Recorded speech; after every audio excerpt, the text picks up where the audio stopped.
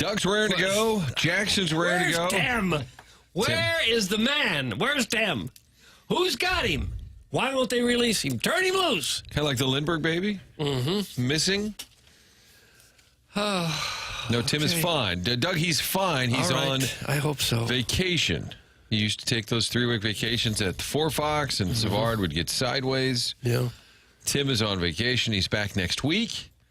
But it is the morning after, presented by Brown and Crouppen. Martin, Doug, Jackson, the Kurt here till 11 o'clock. And we're ready to go, Doug, on this Friday. Okay. We're raring to go. Were you here last Friday on the 4th? Did you just do kind of a mock show? Sometimes I did a show from home. Did you? Even though we weren't on the air, I sat in my bedroom and spit hot takes for about 4 hours. You know, family walks in. What's Dad doing? Practicing hot takes, so the neighbors could hear some of my ranting. Starts screaming about Bronny James. Total nepotism. Ridiculous. He's on the front page of ESPN.com. This was the last night at about 11 o'clock. And I said to myself, why is LeBron James' son? It's the Summer League. Playing Cooper Flag last night. You got Wimbledon. You got baseball. But Bronny, okay. So he did something pretty cool? No, it says misses game-winning tray. Right. He missed a shot. So this is why people hate the media. Huge headline. Bronny misses. Was it the NBA Finals? I see it. Summer League. Right. Front page. And it's still there. It's still the top story. There's your hot take, Doug. That was the lead story in all of sports. That's what it says. Look, go there right now. Bronny James missed. I see it. I'm looking at it. That's been on. That has been their top story for about 12 hours. Not quite. Jackson probably agrees. There wasn't a real obvious lead story in all of sports, but gosh, it's got to be something other than that. Pick something in baseball, anything. Yankees no hit through 7, down 5-0, rally past the Mariners. But Bronny making a 3, that's kind of cool. You see that slide by Volpe last night? It's gorgeous. I missed the slide on Judge's sac fly, right, to win the game. I didn't see it. So that could have been the headline. Yeah. That could have been the lead. Volpe had a great slide. It is the Friday edition of The Morning After. You get to play ball with us. It's the text line. Air Covered Service text line at 399-9646. Doug, what percentage of listeners do you think text in and have that number just locked in their phone? 80%? 90%? I think maybe 5 or 6 guys. The majority already know the number, but that Probably is so. 399-9646. You can call in. It's a phone fun Friday. Collier Thompson phone lines, 314-974-0101. It seems really popular when we go to the phones, Doug. The texters love it. Critics love it. We also have the Michelob Ultra YouTube chat, and I am not going to ignore you people today. Right out of that's called taxes, Doug. Okay. And they want to talk about Kerber, Vitale. There's been huge news in the Blues broadcast booth. Caught a lot of people off guard. John Kelly out. They're going to simulcast TV and radio next season. We have Joey Vitale on the show. His Friday visit is coming up at 8 o'clock. We have a Stiefel dossier that tells me Joey Vitale is coming up at 8 o'clock. You think that could be in the future for the Cardinals, too? If they would start simulcasting games? I think the biggest question, we'll get into it, our thoughts on it as well. We're obviously the Blues radio flagship. I hated to hear the news. Love John Kelly. I think we all did. Thought he was great. My hope, and I don't know, is that they gave him plenty of warning because there's only a few of those jobs out there. I hope he was given enough warning time. I hope he was treated properly. He deserves that for sure. But I wonder, do you care if it's a simulcast? Apparently the Stars, the Sabres, there's a lot of teams, not a lot of teams, but other teams have done it. I don't think you see it as much in other sports. There's not a comp in the NFL because you have a national broadcast for all your games, and then you have a local radio. But in baseball, that's a good question. NBA, you have a lot of national games, but you also have a regional package, a local package. Does the viewer, certainly it can save money, but it is sort of alarming when you went from John Kelly, Darren Pang 2 years ago. Both are gone. Yeah. Probably one of the top duos in the NHL. And so for those who missed it, the Blues made the announcement themselves, put out a press release. Chris Kerber, who's been with the team since 2000, he and Joey Vitale have been doing radio together for 7 years. Their call will now be the TV call on FanDuel Sports Network. So I would think, and I don't know all the logistics on this. I love logistics. The TV would drive the production. You do it you can't just have a camera of guys doing radio. So it'll be a TV call, and then that'll be carried here on 101 ESPN. The Jamie Rivers on this station, who had been doing the games with John Kelly, he's still part of the broadcast on the pregame, postgame, Blues Live, along with Bernie Federico. I did see Chris Pronger is going to get some I saw play. That. Looking but Alexa forward to Dat that. is not. Alexa Dad, who'd been with some of those Blues Live shows, will not. Strickland, friend of the show, is going to do more ringside reporting, and I believe on the road will host when they have those shows, Blues Live. But the headline, of course, John Kelly's been here 20 years. His dad was the announcer for 21 years. Doug, you're probably old enough, right, to remember Dan Kelly, the radio announcer. Yeah. Immensely popular.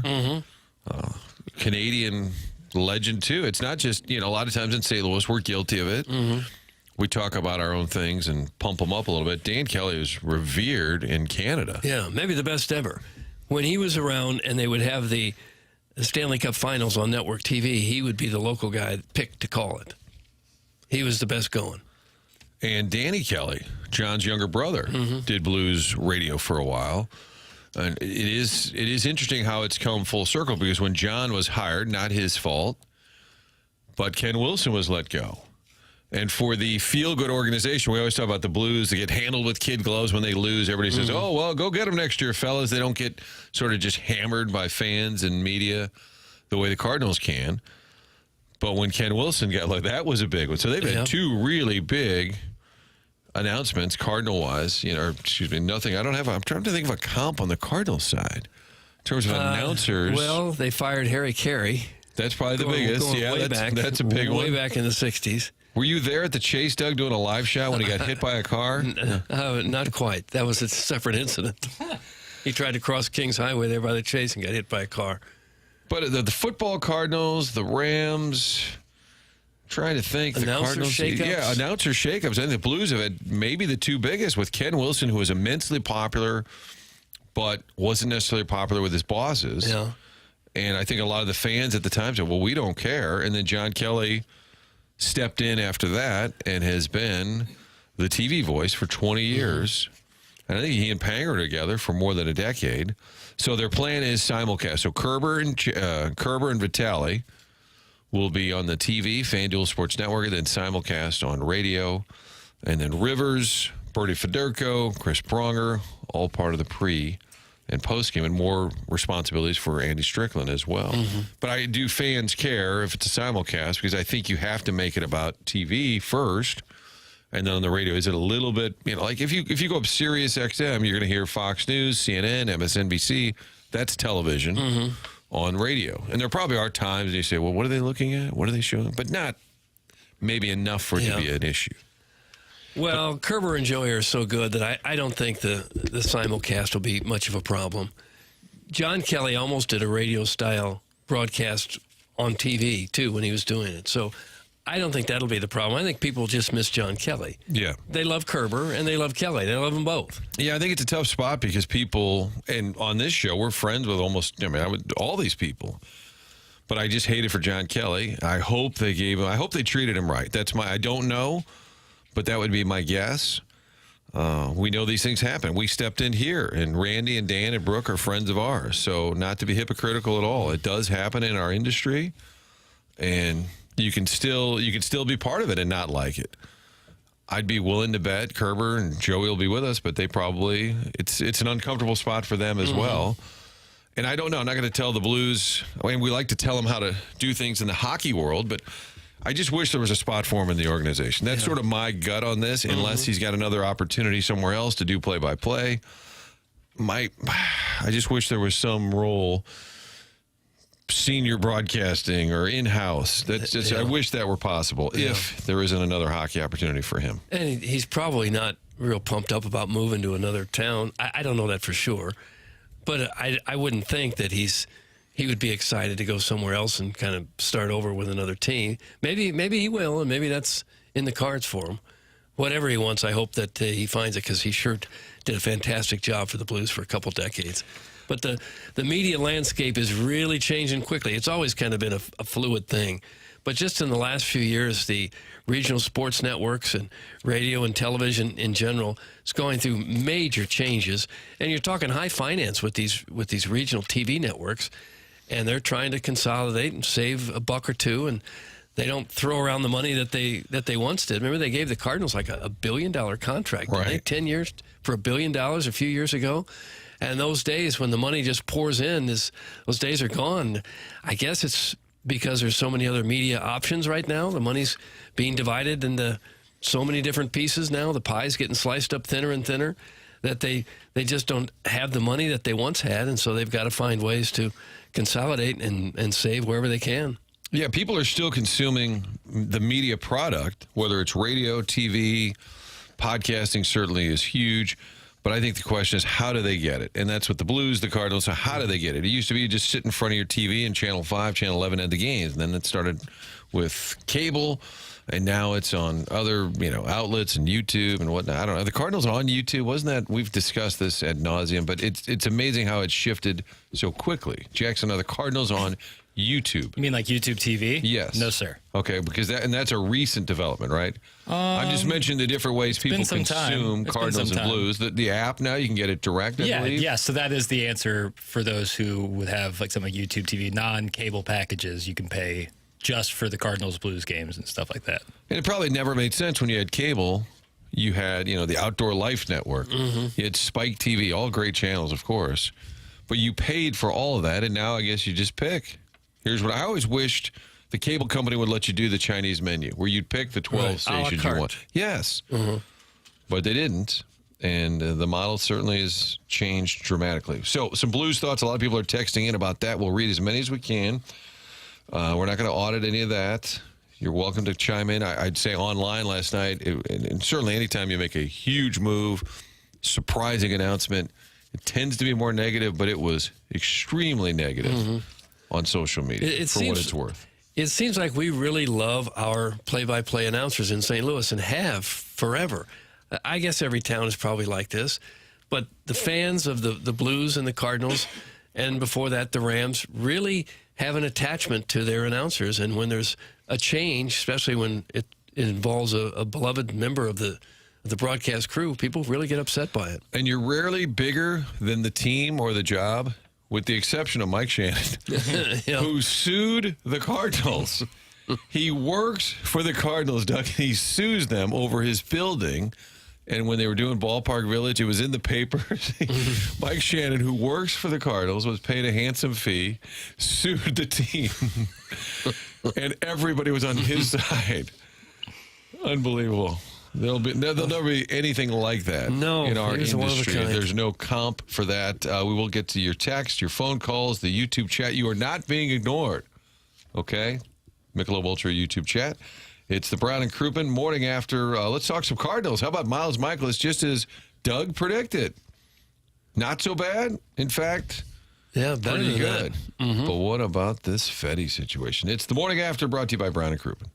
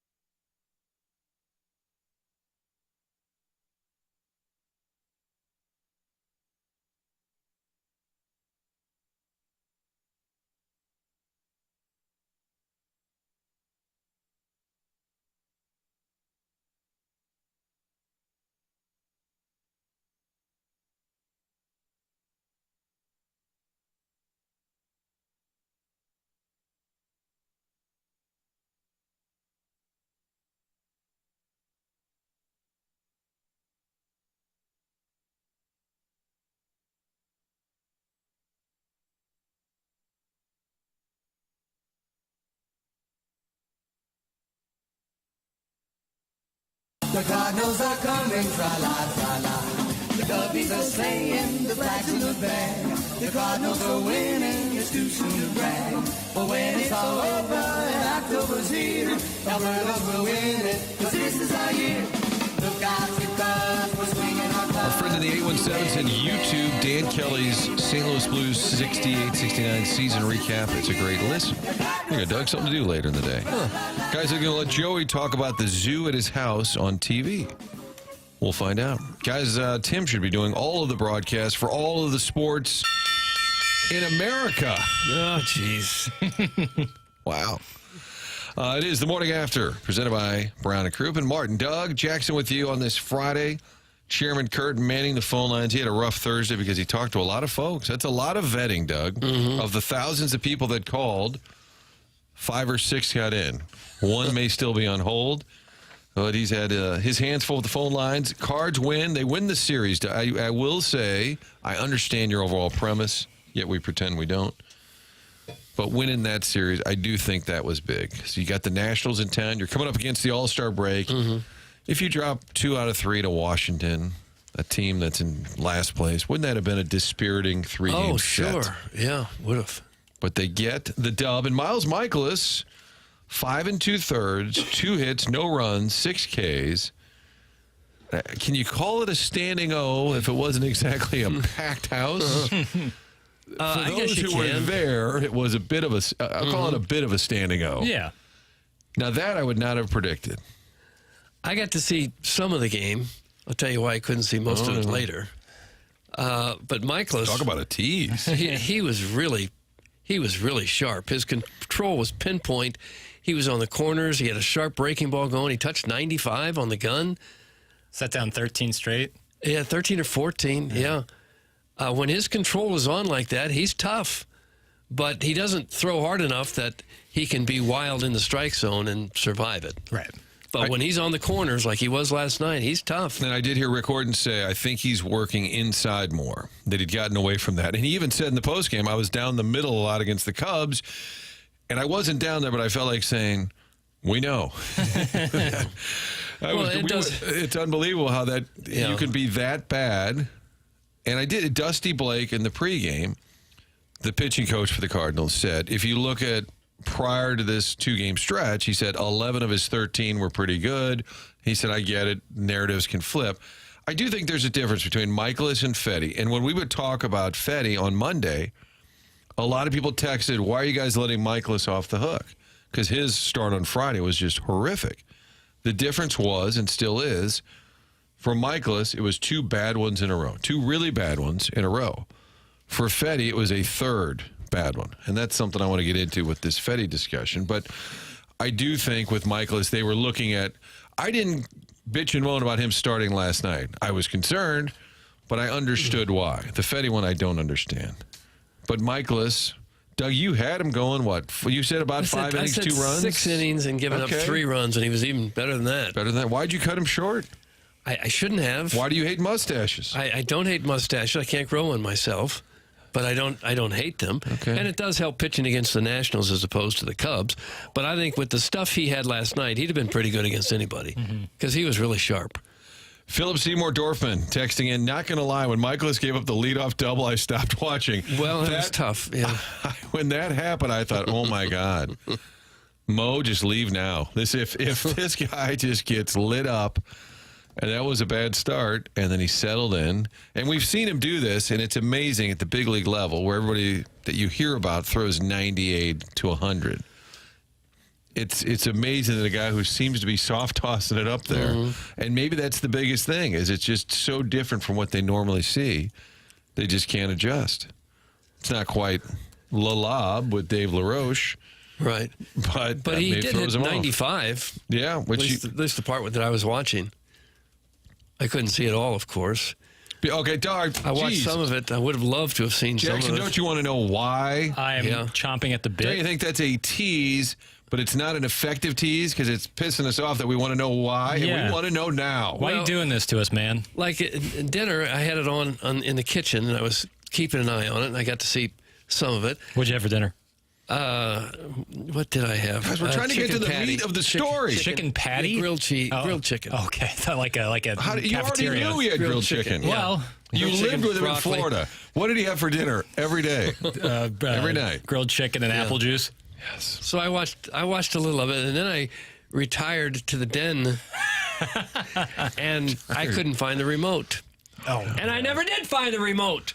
We had grandson Gordy over for a couple of days. He's now a year and a half, and he can climb on couches, and he can go upstairs and do everything physically that he wants to do. And I think he took the remote, and I couldn't get the TV on. Oh, my God. I looked in the couches. I looked in the fireplace. Oh, my God. I was out going through the trash can. I was at the downstairs in the workbench. I was looking in behind wallpaper. Nowhere could I find the remote. And I couldn't get the TV on. Old. You could have gone back in the kitchen and watched it there. I had to, but I didn't want to. But if you're committed to Cardinal baseball, you go back in the kitchen and watch. I was committed to finding the remote. How much time, honestly, how much time do you think you spent? Hour and a half. Oh, my God. Every room. I went in every room in the house. Finally went on Amazon and bought a new one. That's coming Saturday. I'm tired. I won't be able to watch TV at all today. Not at all. Can't get the TV on. Don't have the remote. And you know exactly what happens. That new remote shows up at the door. That's when you'll find the old other one. one. It'll be sitting right on the coffee table, right in the middle of it. Yeah. Uh-huh.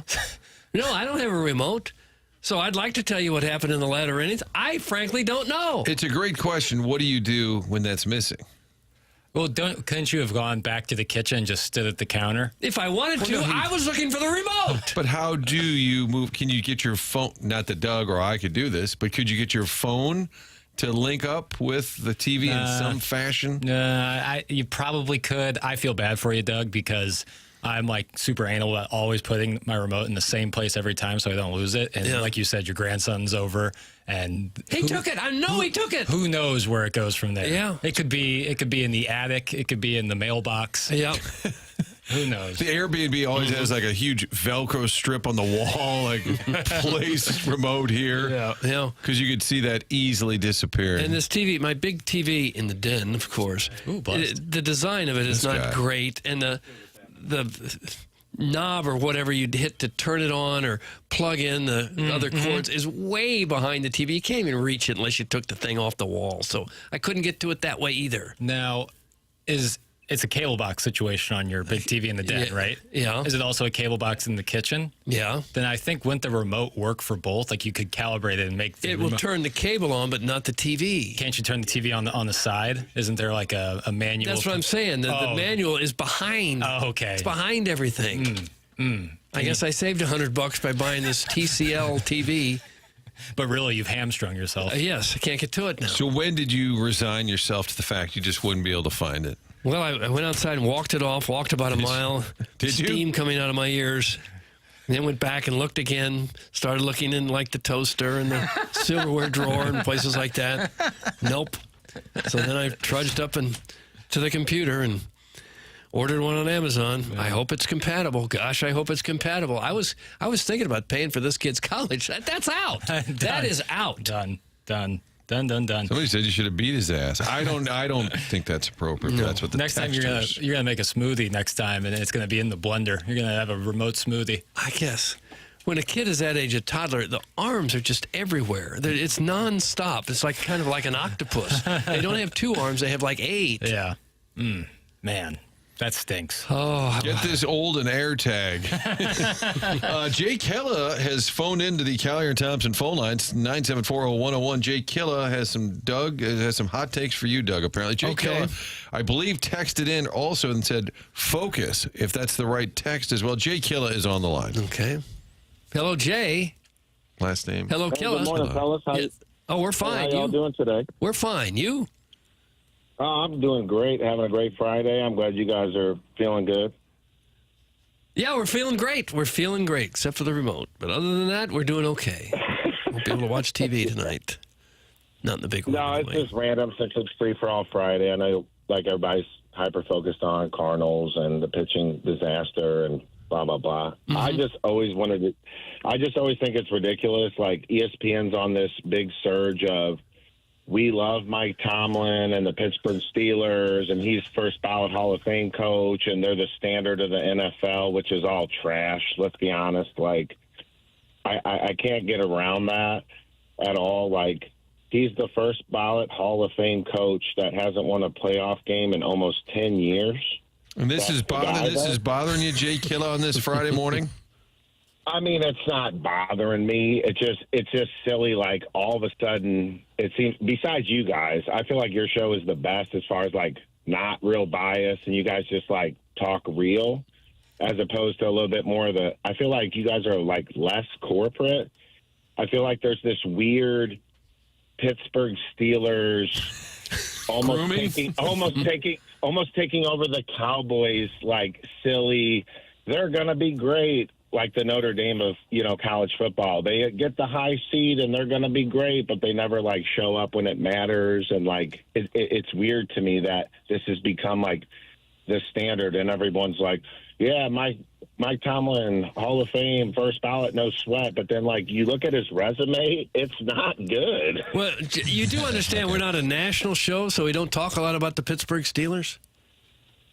No, I do understand that. I feel like there's people that have gone, like, local. I'm not going to mention names. Okay. Have gone local to national that now have switched over from being a little bit more local, humble, talking real sports to now we're going to get on this national news that's, like, terrible taste. No. Like, I'm like, what are we talking about? Like, the Pittsburgh Steelers are Why done. are we talking They're about mediocrity. Jay Killa, can I ask you? You texted in earlier. It simply said focus. I'd encourage that as well. What was that about? Oh, it was just funny, like, how it went from you guys talking about the Cardinals and, like, everybody's been giving heat on the pitching. Obviously, Eric Fedde's been an absolute disaster, and Mikolas he shows up when he wants to show up. But then it went into the I lost the remote. Yeah, I can't find it. We don't know what. I don't think you're helping us, though. On, and I'm like, damn it! Can you guys pull it back together? No, we can't. And then we went to you, and I think we've gotten even more sideways. Congratulations, however. The texter said, congratulations, Jay Killa. How about that? You just had the worst call in TMA history. That's what I said. Oh, boy. I know. Talk never ends. But I'm just saying, like, real stats. I don't know. I'm just a sports guy. I like sports. I like football, all of it. I'm just saying, like, I just don't understand the hype. Like, 8. Okay, I think I appreciate the call, and I encourage the calls, Doug. Mm-hmm. And then I immediately wonder, why did I? No, I'm kidding. Jay Killa, thanks so much. Mm-hmm. We will get to your Mike Tomlin discussion next Wednesday at 10:58, I think. Jackson, you write that down, next Wednesday, and then just throw it at Tim. I got to get this rant off my chest here, then we'll get to some calls. Okay. Is there a push to get Mike Tomlin in the Hall of Fame that I'm not aware of? I'm a little detached in early July from the NFL. Steelers talk. Yeah, I'm a little detached. I do think we've made the comparison that they were kind of the Cardinals of the NFL, where they're always just good enough. They kind of just get in, but they don't really do anything. I think Pittsburgh is always an interesting comp for St. Louis, both sports-wise. Just town-wise? Yeah.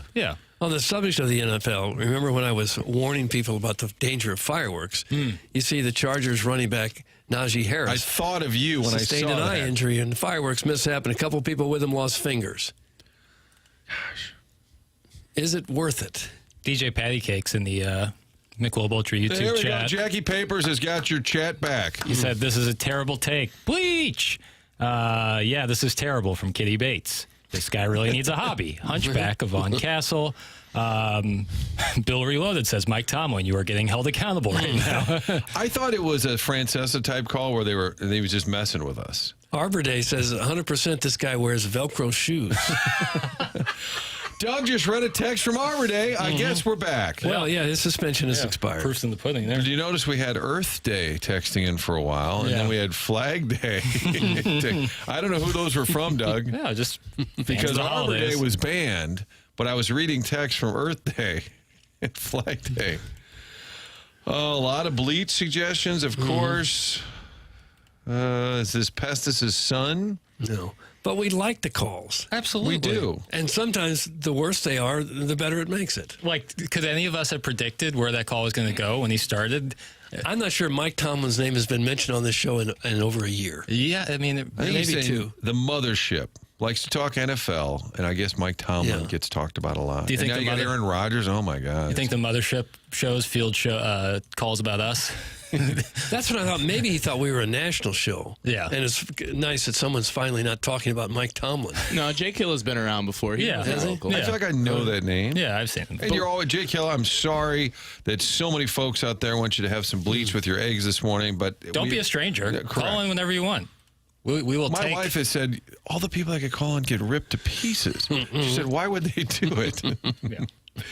I think it was Pele Blanco, who's a wonderful texter, called in, and I think by the end of it, he was just demoralized. Yeah. Some go back into hiding. You. Gary, come back. Gary, come back. No, you. That reminds me of the Will Clark rant, which we'll get to. Yeah.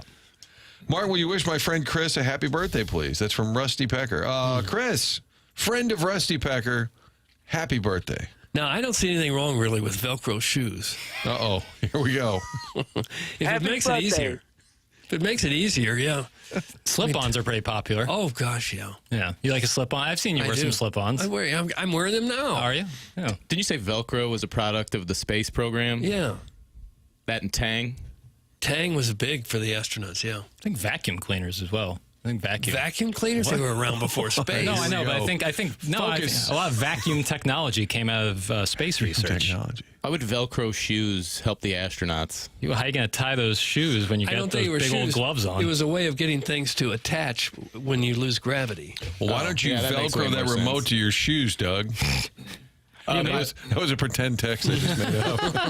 By the way, Jake Hill has got me wanting to get the pulse of the audience. So if you head to the Twitter tweets, I got a poll up. Is Mike Tomlin a Hall of Fame coach? Oh, God. Mike Tomlin, overrated. Coming up next. I like when people ask for the Elliot Davis alarm. It's now a thing. I'm here for the remote talk, for what it's worth. That's from the 314. I think a lot of people can relate. I agree. Because you're always digging under the cushions of the couch. Oh, gosh. And then you yell at one of the kids. I don't know where it is. Yeah. Like, why are you yelling at me? Well, you were watching YouTube last night. Where is it? Doug's house? Jesus. So watch Mikolas. Do you guys have a problem with having too many remotes for your television? Yes. I don't want two. I want one. Yeah. But now I got two. My parents' house, my dad has 3, and it's like you have to know some sort of algorithm to know how to turn the television set on. He always gets mad at me that I don't remember how to do it. Hey, why don't you use the stereo for the audio? No, my God damn, we can't. And about 15 years ago, you had the DVD player. Yeah. There was that crossover where you still had a VHS and a DVD player. You had like Hi-Fi. 18 remotes. Yeah. You would think at some point we're going to be able to Siri, turn on the TV. Yeah, And it'll consolidate. pop on. Consolidate Siri, remotes. right. Siri, turn to channel 824. Yeah. Where the Cardinals are supposed to be, where I would have watched them last night had I found the remote. So what are you going to do today? Are you serious? Nothing. I can't watch nothing. Can you go to the store and ask them if you can buy a remote? I bought one from Amazon. It's coming you did? Saturday. Oh, there we go. You were hot, weren't you? Darn right I was. Yeah, that was too. Oh, thank you, Uncle Rich. It really always puts it in perspective, doesn't Sure it? does. That Uncle Rich. Text in or call in, because it goes really well when people call in, or email in. It's the Design Air email of the day. That's brought to you by Design Air, obviously, and you can email past us if you've got a pen and paper. It's the morning after at InsideSTL.com. That was our Miles Mikolas segment, but we didn't focus. So we'll get to him next segment. We'll touch on that. You'll hear from Miles Mikolas, who was wearing the Gulf of America hat again, which upsets a lot of people, but also the Eric Fedde decision. I do want to dig in on that. Joey Vitale, part of the huge Blues news. He's with us at 8 o'clock. All of that from the Stiefel dossier here on TMA, brought to you by Brandon Crouppen.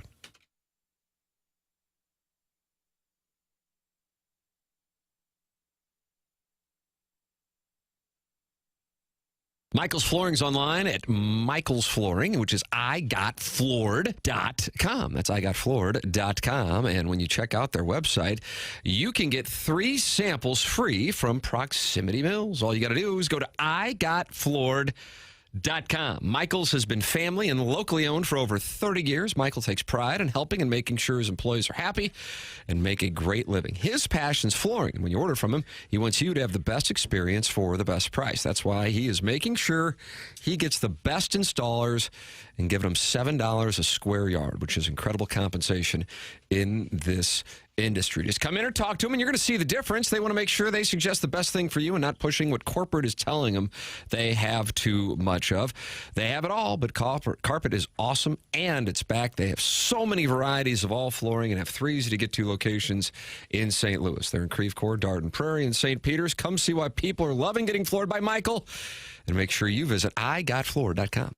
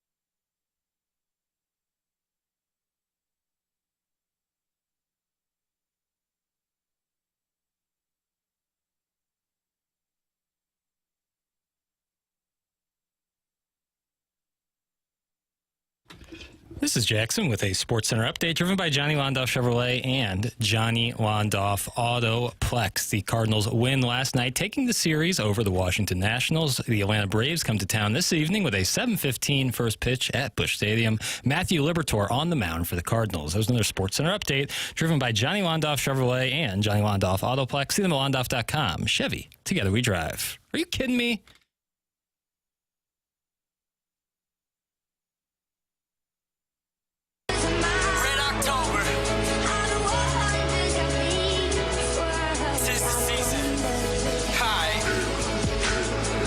From a city where we celebrate October. Everyone you see is dressed in red like it's Rover. The luck is in our favor like a 3-1 4-leaf clover. Anything can happen where it's never truly over. Done it all before, we could do it all again. Yeah, we rallied with a squirrel and we made it to a trend. Had our backs against the wall, so we made kind of sets us apart, Doug. We rally with a squirrel.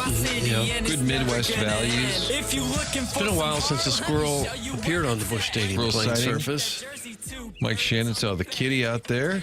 Did you think it was a raccoon at first? If we could, at some point, Jackson, I know you love the drops, find the Mike Shannon when it was a kitty, and he was just a howling away. The Cards win that series over the Nats, and our 5.5 back Cubs avoided the sweep in Minnesota. That Pete Crow Armstrong had 2 homers. Oh, gosh. He leads them. No, I don't even know if he leads them. He's got 25 homers. Suzuki might have more, but he has 25 homers. Contreras has 12. Newt has 12. It is alarming when you look at it that way. So the Cubs are 5.5 in front. In the wild three, the Giants, Padres, and Cardinals, 3-1 at this moment. Giants lead in that third wild card, if that's called a race. The Padres are half back. Cardinals are a game back in the wild three. Miles Mikolas with a strong outing, a bounce-back outing, clearly. And after the game, he had this to say to our Jim Hayes / Midwest. All right. Hit the lever, please. This is in the scrum. This is in the scrum. It's fine. I was loosely saying it. Okay. My apologies. It's from Midwest. It felt pretty good. Like I said after last game, after that third inning, I kind of figured out, what I was doing wrong. Fixed it. Went from there and just went out. Pitched my game. Same thing today. Some things got to change. You gotta be better. Gotta be better with the scouting work and be better in the game with adjustments. Not making adjustments after the first inning, second inning, third inning. Sometimes you got to make those adjustments quicker in real time because it's the major leagues. If you wait too long to make an adjustment, you put your team in a tough spot, and then that's just that's where it is for that day. And unfortunately, that game in Chicago just got out of hand, and we can never claw back. My job as a starter is to keep us in the game as long as I can, whatever that looks like. Going out there, being able to do that today, keep those runs off the board when it was a tight game early, and let the offense get cranking, felt good. Base hit. Well, if he got something figured out, and it sure looked like he did the way he pitched last night, that would be huge for the Cardinals going forward. I mean, if he can come back and pitch anything close to what he did last night, string a few of those starts together, that would really be huge for them. But then you still have Eric Fedde, Doug, who has also struggled. Yeah. But it was just one outing. No, it was two. It was three. And they have now said, I think we were all assuming that Michael McGreevy would start Saturday. That was the next time up for Eric Fedde. They announced on Thursday, Fedde will get the start against the Braves on Saturday. Now, to me, this is more outrageous than Mikolas last night because you've had 3 in a row where you didn't have a chance to win. The fact that Sonny Gray didn't face the Cubs, we've discussed that ad nauseum, but Eric Fedde against the Cubs a couple of Wednesdays ago, that was the Chairman Steve Martin balcony show where he went 3 2/3, 7 runs given up. I was there for the postgame, and Fedde even said, even my outs were hard hit. Yeah. He knew it was a rough night. The next game out was Pittsburgh, 5 innings, 10 hits, 7 runs. The Cubs game Sunday at Wrigley, Ollie with the quick hook, trying desperately, I think, to win that game. Instead of sometimes they let a guy eat it, they're like, let's just get him out of here. In his last 3 starts, it's 10 innings, it's 20 hits, and 9 walks. Which means you're 29 base runners in 10 innings, Doug. Those are just numbers. Okay. Well, those numbers tell me an average of 3 runners per inning. Per inning. That's a lousy whip. Extremely high. Yeah. So the theory is, and I don't know if you guys saw sound or in the written form even, I did see it alluded to, and I know Derek Gould wrote about it, but that the reason they would do this is because you still want to have some trade value for Eric Fedde. And if you just bury him, then he has 0 trade value. I'm going to crowdsource within the room here. If Eric Fedde pitches well on Saturday, and which he might, because we talked yesterday about the do factor. When somebody's just going so bad, eventually it turns. Let's say he has a decent outing. Does that really change his trade value? And then he's going to have to do it again. If he has 2 decent start, do you really think the market is clamoring? And even if he has some value, and no offense to him, he's a big league pitcher, nice guy, but do you really think you're going to get much in return? The answer is no. So what is the point if you're trying to win? And on top of that, and maybe the biggest point is you're having a runway season for younger players. And you've got a 25-year-old in Memphis who's shown, for the most part, at the big league level, he's pretty good. He's a former first-round pick, so obviously you believe in him. He's 25, Michael McGreevy. And last Friday, a week ago, Mo said at Wrigley, John Mozeliak said, hey, he's a big league pitcher, which we just don't have a spot for him. The absurdity of it, and if the only counter to it is, well, we got to see if we can up Fedde's trade value. If he throws 2 no-hitters in a row, you're still probably getting what in return? a reliever, a minor leaguer, a minor league outfielder. Yeah. I mean, to me, it's absurd. He may pitch well, but no matter how he pitches, I think it's an absolutely absurd decision for so many reasons. But on top of the fact, Michael McGreevy fits this whole dynamic of let's see what we have with our younger players. If he sits and rots in Memphis for most of the year, what do you know about him going into next year? Very little. What is the absolute point of this? It is pointless. Yeah. And this is where I would say maybe Ali Marmol gets a vote. I don't know. But I think a lot of times he gets told, here's who's staying, who's going. Do your best. I just think it's lunacy. It does seem crazy. I suppose this is another case of playing the contract instead of the more deserving player. But he only makes $7.5, which these days is like nothing. It's not too much. No, you're not paying him $20 million. It is the penultimate game before the All-Star break. Oh, don't say penultimate. Finally got to use that word. Well done, Doug. So I'm sure they'll have a very short hook if he looks like he's going off the rails early. No, but then you just fry your bullpen. Yeah, but your bullpen's going to have 3 or 4 days off after this game. So if you're ever going to fry it, this would be the time to fry it. I don't really get it either, unless the only way I would think he'd have any kind of trade value is if there were a pitching coach or a manager or a GM somewhere that he's already played for that looks at him and say, hey, we can get him turned around. Right, but it's not going to cost us anything to go get him. Correct. And we can get him turned around. But it's not for the Cardinals. You're not going to get much in return, even if you are able to trade him.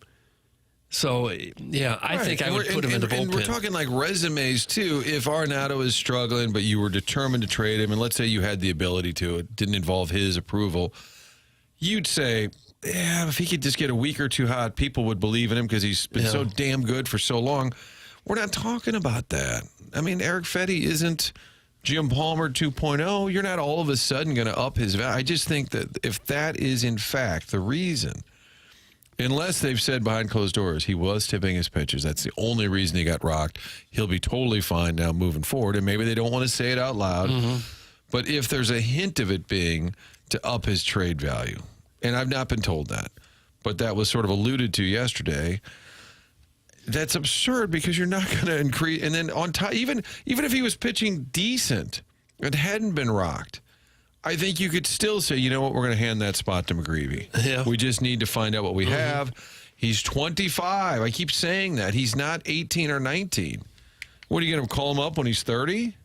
In this runway? Yeah. I just don't get it. I just don't get it. Maybe Fedde will figure out the same thing Mikolas figured out. Yeah. And have a completely different start. And there are things that happen behind closed doors that maybe they don't want to tell anyone. And I think it was even maybe Dusty Blake on the pregame. He said, I don't want to say too much. With Mikolas, that they'd noticed some things. But even if he had been pitching okay, I'd still say, why aren't you using McGreevy? At the beginning of the year, all right, we got a veteran pitcher, $7.5 million. Yeah. We'll use him. He's given you every reason to take him out. And then you still don't. Now, they'll probably get lucky. He'll probably do fine. But it still doesn't answer the question about a young guy-ish who's getting older, who you're not using, and he's a former first-round pick. I just don't get it. It might make sense if McGreevy were on the roster all the time. You subtract one of your bullpen guys and have him there just in case a Fedde or a Mikolas or someone else can't get through more than an inning or two. You got a guy here, give him major league experience, let him go 4 or 5 if he can, or step in to make a spot start. Going back and forth to Memphis doesn't make much sense to me anymore. And when you say throw a Mats out there, Ollie would counter with, well, you can't just throw a guy out there and he's got to be stretched out to start. Do what teams do all the time, which is the piggyback or a bullpen start. Teams do it all the time. Somehow it works for them. The Fedde thing, to me, Mikolas was always a different conversation, even though that Friday Wrigley start was embarrassingly bad because that was his second in a row. And in baseball, Doug, you get 3 strikes. And Mikolas was up against it last night. That's why I think him getting that start was okay. I think Fedde, after 3 bad ones in a row, it's malpractice to say, oh, we'll just throw him out there again. It just seems like a fool's errand in a way. That's called taxes, Doug, and the Michelob Ultra YouTube chat says, I hope Fedde lets up 15 runs Saturday, then they have no option other than to release him. Well, I hope that doesn't happen. And there was a question in the text line here. Jackson's over there. You're in the YouTube chat. I'm over here in the Air Comfort Service text line. We've got a little wall between us. Somebody said, is it better for the team, in all seriousness, if he pitches great or gets rocked? Because if he gets rocked, you have clarity. I thought we already had clarity, but if he gets rocked, I guess maybe there's more clarity. Well, I think still pitching great would be option one, both for a short term and long term. I mean, how many starts do you think he would get before the 31st deadline? 3 tops? 3 more starts, including Saturdays? I mean, unless he looks like the second coming of whoever, there's no way that the team's gonna be like, oh, I'll ignore the first couple months of the season and just go based off these last 3 starts. Although you never know. Yeah, I just weird think game. Hashtag weird game. Paranormal Paul says, I thought the whole season was to see what the young kids can do with the Cardinals, but they are keeping the young kids and the minors and the struggling just doesn't make any sense. Yeah. With Mikolas, there is a track record of some considerable success. With this franchise specifically. Yeah. With Fedde has a career ERA close to 5. Right. He 481. He went overseas and got better. Yeah. He had a pretty good year with the White Sox, and last year he was 7-4. Yeah, he was having a good year with the White Sox. When he got traded here, somebody with the organization said to me, interesting, because we used to just tee him up in Washington. But they said when he went to Japan, added a new pitch, he got better. And I do think at times you don't blame the player, you blame the organization for putting him back out there. What if he knows, man, I am up against it right now. Enough of the sports talk. You guys should go back to HD2. I was offered Cardinals tickets recently and passed on them to go see the new wild bird sanctuary at the Edward Jones Dome. Is there a new wild bird sanctuary, Doug? That'd be a good place to have it. They just fly all over the place. There's just birds all over the dome. All right, we're going to break here. It is the morning after. It's presented by Brown and Crouppen. Get those emails in. That's about 3 hours away. The Design Air email today, the morning after at InsideSTL.com. We'll get to that Will Clark epic rant against an announcer. Will Clark is now in the middle of this whole Raphael Devers Boston soap opera. And Joey Vitale coming up in about 5-6 minutes here, the Blues announcer who is going to be part of the TV radio simulcast moving forward. We'll get into that next on TMA.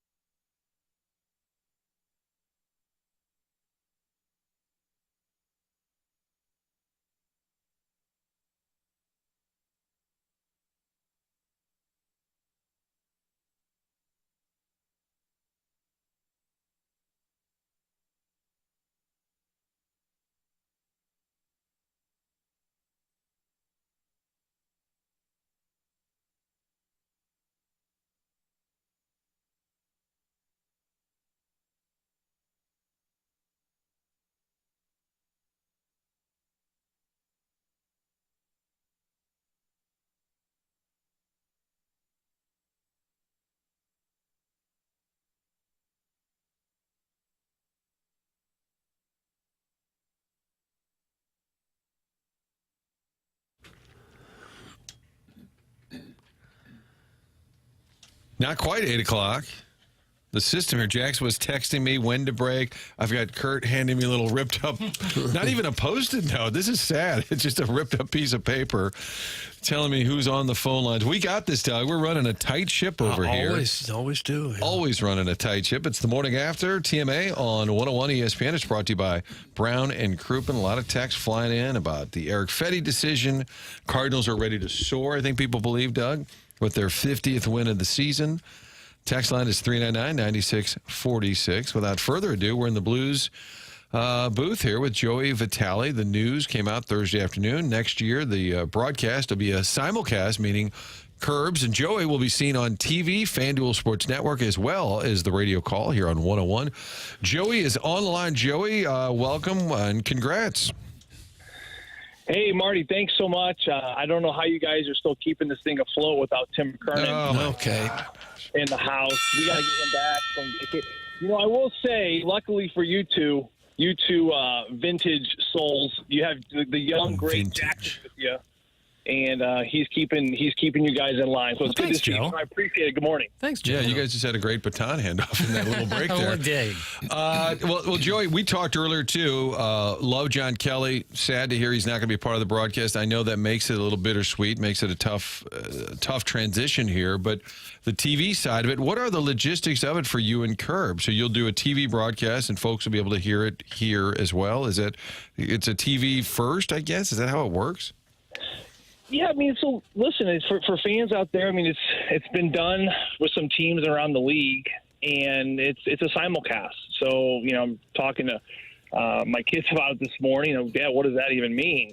Long story short, it's two people calling the game for the radio side and the TV side.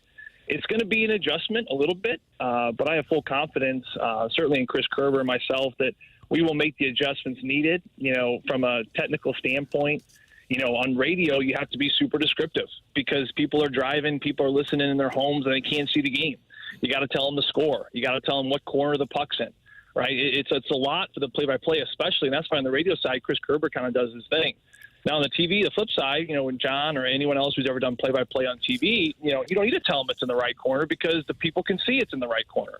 You don't need to repeat the score very often because they can see the scoreboard across the ticker. So there's different things where now we're going to have to find the balance, where we certainly want to bring a great TV broadcast to the table, and we will. But at the same time, we have to maintain integrity for our wonderful listeners on the radio side, too. So it'll be an adjustment. It'll take some ironing out, no doubt about it. But like I said, I have full confidence in my partner, Curbs, that we're going to do it. And we're going to obviously everyone at FanDuel with Norby and Jay, they're going to be on our side as well. So we're going to work through all the wrinkles. In all seriousness, do you watch some of the broadcasts, whether it's the Sabres or Stars, or heard a couple of other teams that have done it? Is that something you guys will do to see how they balance that? Yeah, we are. It's a good question. We're definitely going to have to do some homework about what this looks like, the adjustments that need to be made, the timing of it. There's lots of different things that are going to go into this. So a lot of preparation is going to really start right now, as far as what that broadcast is going to look like, what the product is going to look like. And at the end of the day, Curbs and I, we want to bring the utmost value to the TV side and the radio side. We know we can do it. It's going to take a little bit of time, a little bit of patience, I think, for fans and ourselves. But we know, like I said, no question about it. It will come together very organically and naturally. And ultimately, once we find our rhythm, we're going to bring that product to the table. We're going to bring the enthusiasm. We're going to bring the fun. We're going to bring the excitement, and we're going to teach a little bit about hockey as well. Now, I've seen you even do video board stuff in the Enterprise Center, like between periods. How much can one man talk during a game? Are you still going to be doing that too? Doug, we haven't really worked out the details. This is obviously very new. It's very fresh information, obviously, for everyone involved. We haven't got into the logistics about, where we're calling the game, how we're doing the game, who's involved, how are they involved, what do the pregame shows look like. But all those details, we're not even 100% sure just yet. So I think we're kind of getting through this first wave, obviously, with the news breaking. And then after things kind of settle in here a little bit, we're all going to kind of come to a round table between everyone at Hubbard and FanDuel and, of course, the St. Louis Blues, and just kind of get on the same page as far as what this looks like. You are an unlikely radio hire, right? I mean, even that was sort of out of the blue. We're talking 7 years ago now. What was, remind folks, what was it like, auditions and then like Strick or people who say, hey, you should try this? I mean, this all kind of happened out of nowhere, correct? Yeah, it really did. I mean, I retired in 2015, and, you know, as you guys know, you know, I'm beyond grateful for this job, and I sit here, and if you could put this job down to one word about how did you get this job, it would be timing. I mean, timing's everything. And I retired. Kelly Chase kind of stepped aside at the same time, and it was big shoes to fill Kelly's job, obviously. But I came back in the summer and really had no opportunities and options, and just kind of like lingering around and roaming around and trying to figure out what the next step looked like. And, you know, I was playing some men's league at Webster every Tuesday morning with a group of guys. Andy Strickland was there as well. And, you know, he just kind of saw me playing again and knew I was back in town. And I don't think anyone knows the St. Louis landscape of hockey players quite like Andy. And he just asked me, he said, hey, would you be curious in this job? And honestly, I didn't even know what it was about, how it entailed. I'd never called a game before. I really never listened to a lot of radio games up to that point. And I just said, hey, I got nothing really happening. If Chris Kerber wants to meet me for lunch, I'd love to meet him and just see what happens. And we met downtown. We got some oysters. And that, you know, first step led to the second and third. And ultimately it led to a audition process where I called a couple games with Curbs side by side on a TV monitor from the past season. And I was, like I said, very, very fortunate and lucky to have the chemistry with Curbs right off the bat, where we had a really nice call, at least at the beginning, and good enough to get the job. And so forever grateful for the Blues and for Curbs to get that early opportunity and just continue to grow with what that was. And, you know, I look at where I came from, and I just look at the people that got me to where I am today. I mean, that's really what it's about. You know, I couldn't imagine myself in this seat right now without the supporting cast. I mean, again, timing and luck is everything. I got lucky enough to sit next to Darren Pang on the plane for 5 straight seasons. I mean, there's not a guy in the business that's as good as he is at what he does. I saw his preparation. You know, aside from helping him remember his cell phones and he was losing pens left and right, he couldn't get his life together. I was always there. I was almost like his support system. But truly, no one taught me about professionalism and preparation quite like Darren Pang, and I got to experience that in my first 5 seasons. So that to me taught me so much, and I'm grateful for him. And then you look at John Kelly. I mean, it's really bittersweet for me. I know it's extremely bittersweet for Curbs, because as much as we are excited about this opportunity, we got a little bit of a pit, because John not only is our colleague, he's a really good friend of ours, and John helped me tremendously. And we have different roles, of course. You know, him being the play-by-play and me being the color analyst. We had different roles, but he was so supportive of me in my first 7 seasons here. I mean, I'll never forget my first year. I wanted to learn about what I needed to do better. How were my calls? Were they smooth? Were I choppy? Was it quick? What I needed to slow down? Am I not breaking the play down? Am I not being as descriptive as I need to be? All these things going through my head, and I asked John, and John said, hey, let me sit with you during the LA Kings game. It was a national broadcast game, so he was off for the night. We're in LA. And he sat 2 feet to the right of me, and he listened to my entire call, and he took notes, and he just worked through everything with me. I mean, that's the type of professional, you know, that John Kelly is. I mean, and aside from that, you know, it's just the fun, the humor we had. You know, Curbs and me and John and everyone involved with the Blues organization, you know, just loved him, because, you know, he was like a stepbrother to us. We were always poking fun at him and literally poking him on the side and getting him going and messing with his hair. And we just had so many wonderful, fun memories of being on the bus together. But he taught me the 2 rules of broadcasting. You know, he said the 2 rules you just always got to maintain. Number 1 is, you know, always critique the play, not the player. And that is as good as it gets. Critique the play, never the player, because you don't know what they're going to do. And then whatever you say on the air, make sure you can say it to their face. And that, if I could do those 2 things that John taught me, man, my goodness, I'll be hopefully doing right. We were in the locker room last year, guys, and this is about maybe 4 or 5 weeks before the playoffs. And he was literally just talking to me. We're looking around the locker room, and he said, let's go try to find a story. And I said, all right, John, I'll follow you. And we kind of looked around. We were talking to some players, and then he looked over, and he pointed at this doll. And he goes, what's that, Joe? And I go, I think that's like the doll from Major League. And no one knew about this at the time. And it's just sitting in the stall. And I asked, you know, Zachary Bolduc, I said, Zach, what is that? And he started telling us. And before you know it, we kind of broke the story on the broadcast that night that the Blues kind of had this Jobu doll, which was kind of turning the tide for them.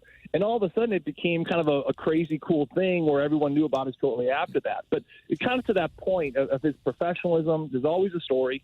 He taught me the line of work. He taught me how to prepare. He taught me how to be professional. So that's the bittersweet for Curbs and I here is that you're losing not only a great professional, but just a really great friend.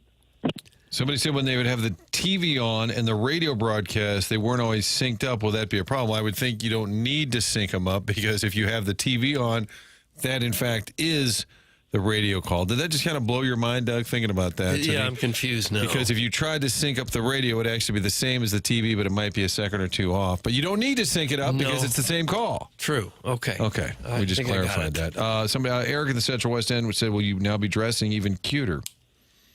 Oh, hello, Eric. I am married, unfortunately. But no, listen, I'll probably wear my same suit.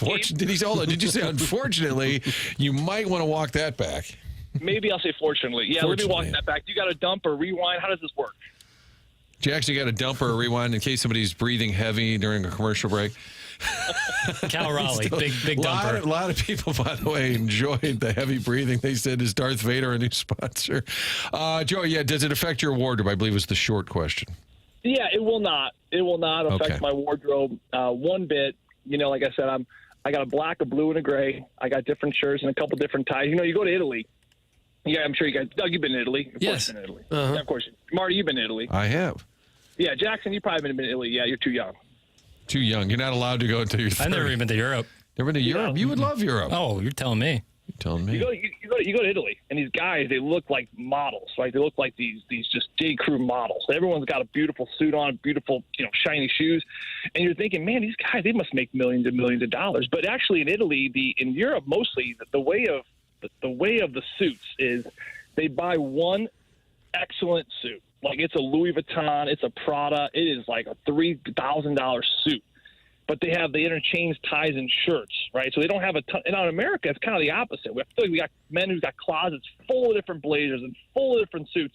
When in reality, let's try to minimalize it a little bit. And certainly that's what I've been doing for the last few years. And they're not Prada or anything nice. But no, it's gray, it's blue, and it's black, and we're going to keep it simple.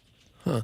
You said a minute ago you were playing hockey with Strickland. What's Strickland's game like? Is he a mucker and grinder? Or what's he like? Terrible. He's terrible. He's a hazard. He's not only terrible, he's a hazard.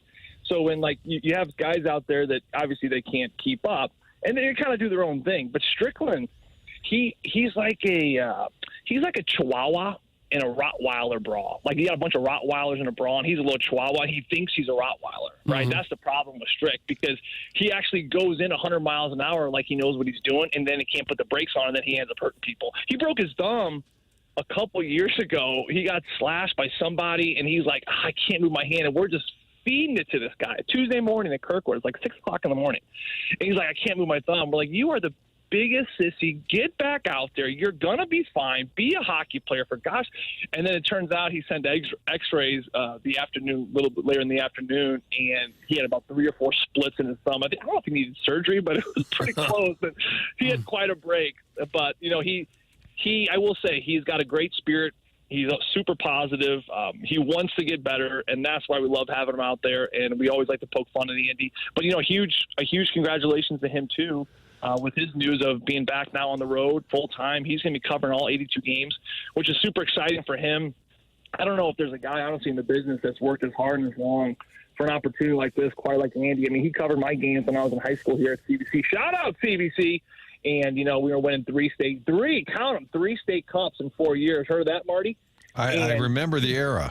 Yeah, Andy was covering all the hockey throughout those years, and he's really just grinded. So a cool opportunity for him, and not to mention just the rest of the team that's been assembled here. And I know it's, like I said, we can get into this probably a little bit more later, but I don't know, with Rivs on the breakdown of games on the studio side, I don't know if a guy breaks down a game and a play quite like Rivs right now, really understands the game. Bernie, 25 years of knowledge right there, and they're adding Chris Pronger to the mix, who's certainly got some personality, and then Scotty Warman at the helm of it all.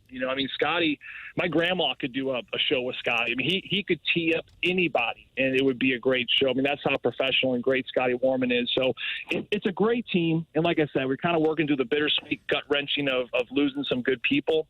But when that kind of settles, we really are excited about the product and the camaraderie of FanDuel, of course, and the Blues and Hubbard all coming together on the round table and making this just a great product for the fans because they deserve it. But to clarify, your grandma is not part of the new broadcast team. No, She's she is not. not. I mean, she could be. You're saying, okay. She's hanging tough, though. My grandma, I think she's like 90, 99 or 98. She's a tough old cookie.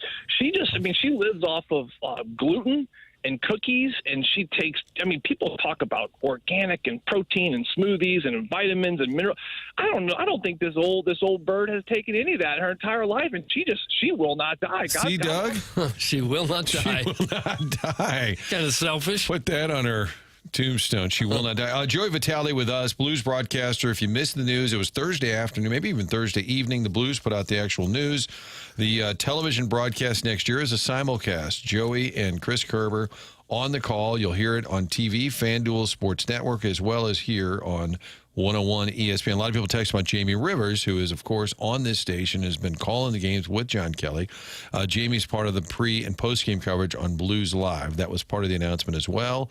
You mentioned Strick as well. He's going to be on the road hosting, I think, a number of those Blues Live, so more of a road presence for the Blues. On the hockey side, I guess, Joey, is there anything left to do? There's still talk, possible trades here and there, but Doug Armstrong seemed to give him the indication that he was done. What's your gut? Yeah, I think he is too. The splash he made last August, August is typically the quietest month of the season. So what he did in August, obviously that turned some heads. I can't expect him to do that again. Listen, I think he's got a very fine team assembled here. I really do. With Logan Mailloux on the back end, which we picked up for the Zachary Bolduc, that one to me is the biggest gray area one. I think fans are a little curious about that because Zachary Bolduc was just continuing to improve. But clearly they see something great in this right-handed right shot defenseman who's going to be on that right side along with Colton Frackel and Justin Falk. I think he's got great potential. He's got great upside. I love the way apparently the scouting report on him is that he can play in the offense, and that's exactly what Mike Weber wants out of this group, to jump in the offense and to play more of that Cam Fowler style. So we have a great guy that can stabilize us on the back end, and then strength down the middle. Everyone needs strength down the middle. Join the club. We talk about it all the time. 27 teams need more depth at the center position. And for Doug Armstrong, he got a great guy in Suter.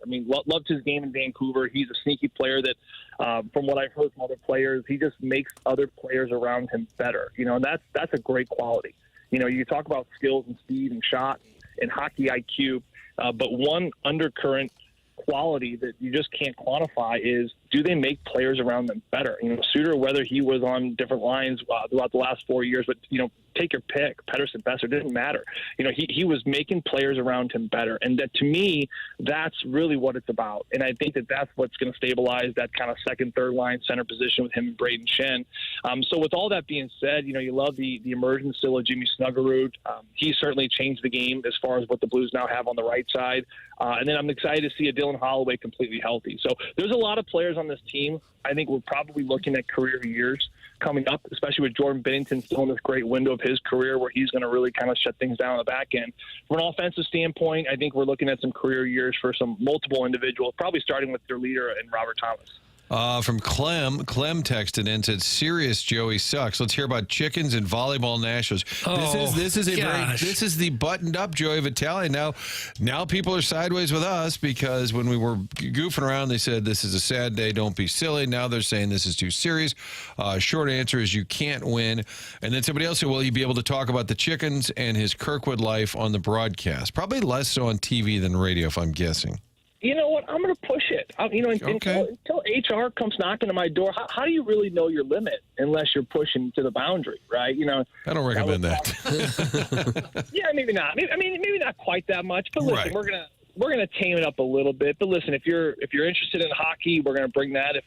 If you're interested in why woodpeckers don't get concussions, I can certainly enlighten you on a little bit of that too. We're going to keep it fresh. We're going to keep it young. We're going to be ourselves, no doubt about that. And I think, like I said, it's going to be entertaining. And ultimately, at the end of the day, Curbs and I, we understand what this job is. This is not about us. This is about the people of St. Louis and what this team means to the city. I remember 4 years ago 5 years ago now, during COVID, during 2020, my wife and I, we were having our fourth baby, and I missed a road trip to see our fourth born. And I'm in the house, and we're kind of playing the game over the air. I want to say it was Curbs, and it was maybe Cam Jansen at the time doing the game. And I'm sitting there making dinner, and I'm listening to this, and I'm listening to Curbs' voice and Cam's voice, and it just really hit me. I don't know why it never hit me up to that point, but it hit me how people invite us into their homes. Like we're being invited into their lives, into their personal spaces. And that really meant a lot to me. And now to this day, this is why I don't take this job for granted. I understand that people are bringing me into their cars, bringing me into their homes. And with that being said, the only way I can say thank you, not only to them, but also every broadcaster that we're following suit with here in St. Louis, the wonderful, rich history of broadcasters here. I mean, what other way to say thank you than just to bring that zest for life and enthusiasm and the professionalism that we will. We're going to be prepared. We're going to have a ton of fun. It's going to be a great supporting cast. I'm the strength of this team because it's one hell of a team like we were just talking about. Gary Kornfeld takes credit for all of it because he said, Joey's career started in my basement with the floor hockey and my son, John. So Coach Kornfeld, SLU High football legend, would like to take credit. He cut Tim from a no-cut football. Tim, so obviously he's a smart – I mean, he's a terrible person. I forget. What's the narrative on this show, that was a bad thing? That was a bad thing. It almost cost Kornfeld his career. Yeah, that's right. And clearly the mistake of his life. So, Coach Korn, shout out to Joey Vitale. Joey, we appreciate you hopping on. Good luck with the chickens. Good luck with your wife. If she heard you say, unfortunately, I'm married. Other than that, great call. Yeah, thank you, guys. I appreciate it. One chicken comment I know for the people out there that want it. Sure. Pebbles, she's our silky chicken. She's got poopy butt. You guys know what poopy butt is? It's basically like, the stuff gets caught in the behind. You got to get them. You got to get them. Got a new job, and it's going to go away quickly. You got to give them an Epsom salt bath. So you got to kind of dip their bottom. Pebbles had to dip her bottom in an Epsom salt bath, but she's all cleaned out and ready to rock and roll. Thanks, guys. All right, take care. That's Joey Vitale, one of your voices of the Blues. A lot of people kept asking about Jamie. Jamie Rivers is part of the broadcast on Blues Live, the pre and post game coverage. Alexa Datt is not going to be involved with Blues coverage. Those were a number of questions. Pronger, it said, would be available depending on his other hockey duties. So I think your primary setup is Scott Warman, Bernie Federko, Jamie Rivers. That's your pre and post game. Strickland at home doing those interviews down low. And then on the road, Strickland doing more of the hosting. Pronger, again, part of that pre and post. And then Joey Vitale and Chris Kerber. On the TV and radio side, I would say it's not a popular move at all. I think that's being polite. I think the text line reflects that. I think social media reflects that. My only question, and I don't know, I was trying to get some answers last night. I just don't know. Is it the Blues call? Is it FanDuel? Do they look at each other? Do they decide this together? Is it just for money? Because I think a lot of people are upset about it on that side of it. So all the best to John Kelly, who I think is turning 65 this month. If he wants to keep calling hockey, he's certainly damn good at it. And I certainly hope there's an opportunity for JK. It's the morning after. TMA is presented to you by Brown and Crouppen.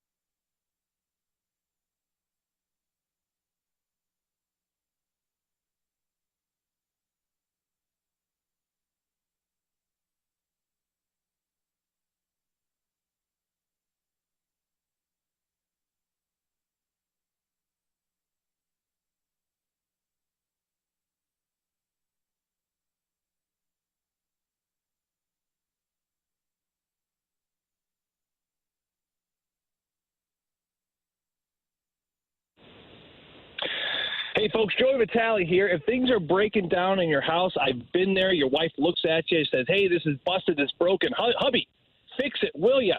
You got to save the day because you're Mr. Hero.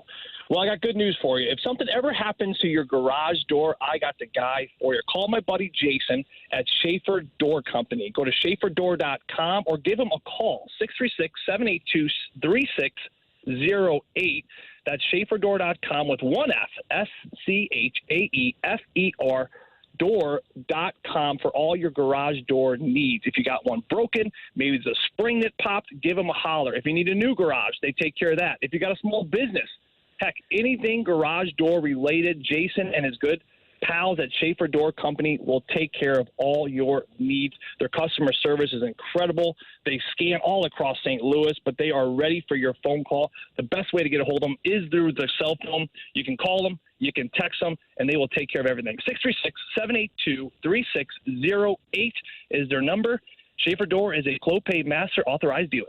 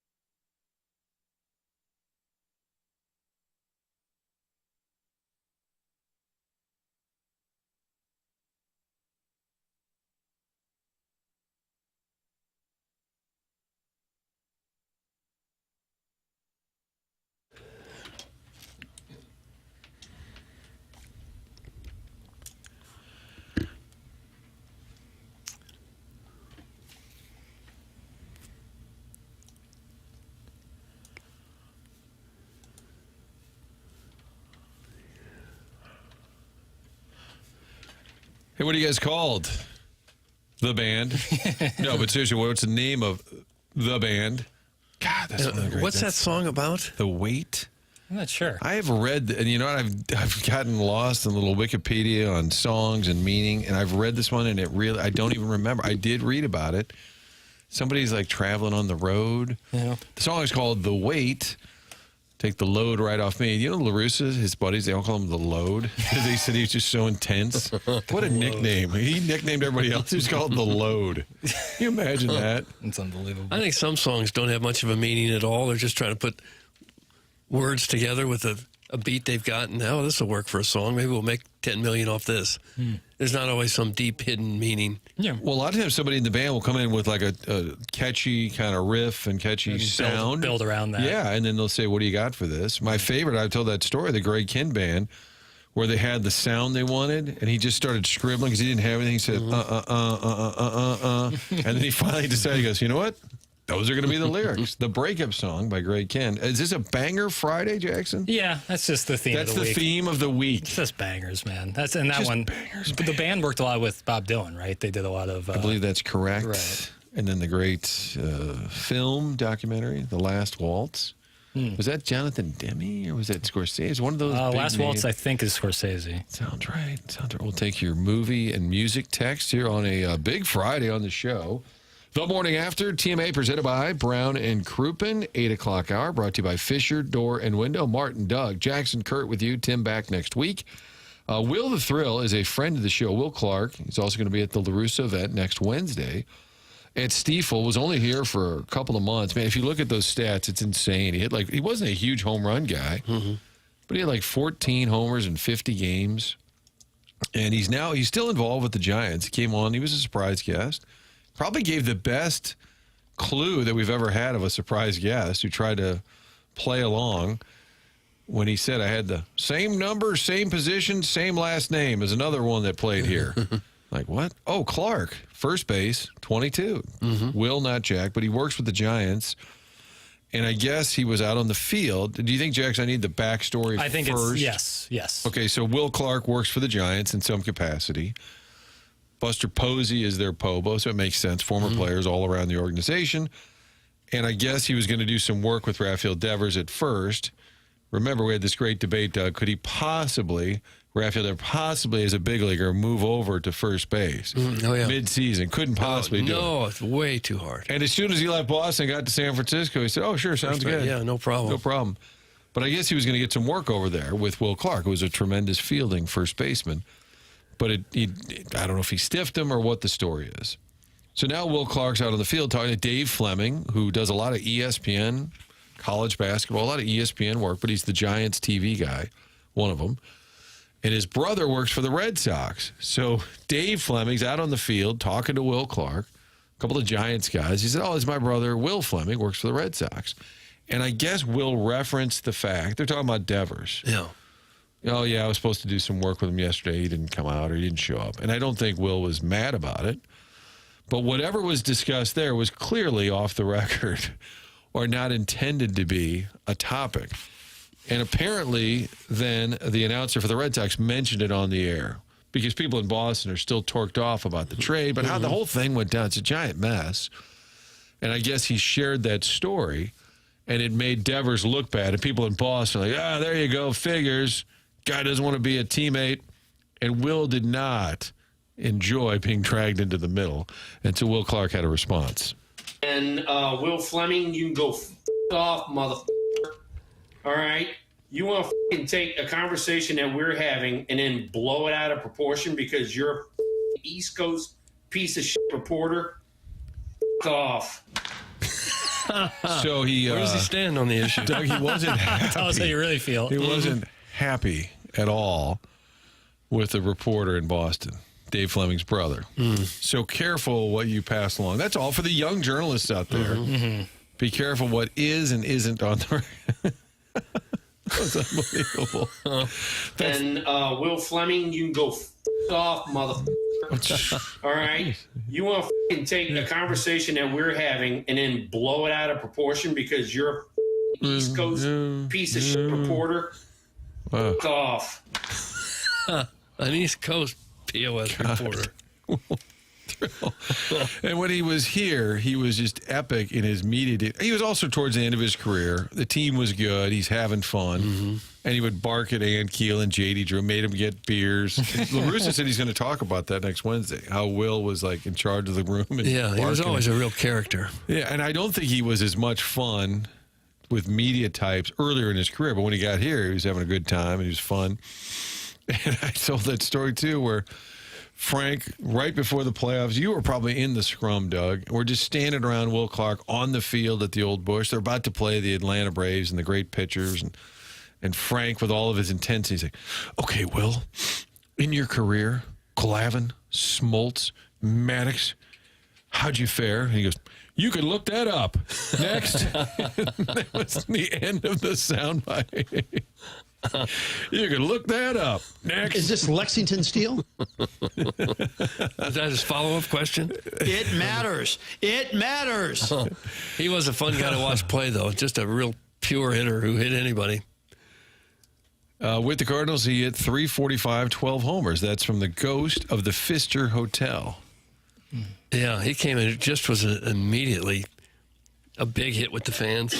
He'd have been great here if he'd played here for like 15, 18 years. People would have loved him. And we hated him. Remember the fight with Ozzy? I just recently saw that video. They were chucking him. That was a brawl. I mean, like Ozzie Smith, who I think of as, not only arguably the greatest defensive baseball player of all time, but like as like an incredibly sweet man and just like the kindest person ever.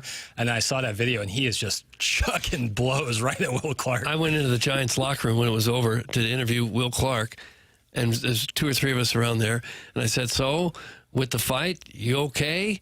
And he says, look at my face. I ain't even scathed. I told you it was like a year and a half ago. He was supposed to do something on the radio. He said, sorry, pal, hunting right now. And then he sent me the picture of like six dead boars, like wild boars. He does have some of that down neck. Oh, he loves it. Down home relatability. Louisiana guy, but then played at Mississippi State. So he's with from Palmyra. He's from Louisiana, like whole life, born and raised. I think Louisiana. lives in like the New Orleans area. Okay. I'm telling you, I would go to that thing at Stiefel with the Russo. I mean, David Freese is going to be there, Matheny, Eckstein, Izzy, Joe Buck, Ozzy, but I think I would go just because I don't think Will has a filter. I hope they're taping that thing and it can be played back on TV. You really have to read between the lines to get what Will was having to say there from the unknown DJ. Off. Will Clark, Will Clark really hates that charlatan hitting coach, the teacher man, too. I don't know what that one means. I love the term charlatan. Charlatan, it's a great use. From Gene Steckschulte's Wicked Slide Piece. And by the way, if you want to change your name when you text into the show, or you'd like to have a name, this is your last chance. It's an extended period here in the month of July, but up until the end of the show today, if you want to change your name, add a name. What if somebody wants to remove a name and just go back to being the 573, the 314? Not an option. Oh, it's not an option? You can't go back. Really? Oh, really? Yeah. It's what do you call it, Doug? Like a roach motel. Once you enter, you cannot leave. Yeah. Yeah. You can check in, but you cannot check out. No. Ooh, maybe Hotel California for a comeback song. Is it a banger? Do you like the Eagles? I've heard people. I mean, they're hits. Well, the Big themselves. Lebowski, you're saying, right? But I think that's like some people are kind of split.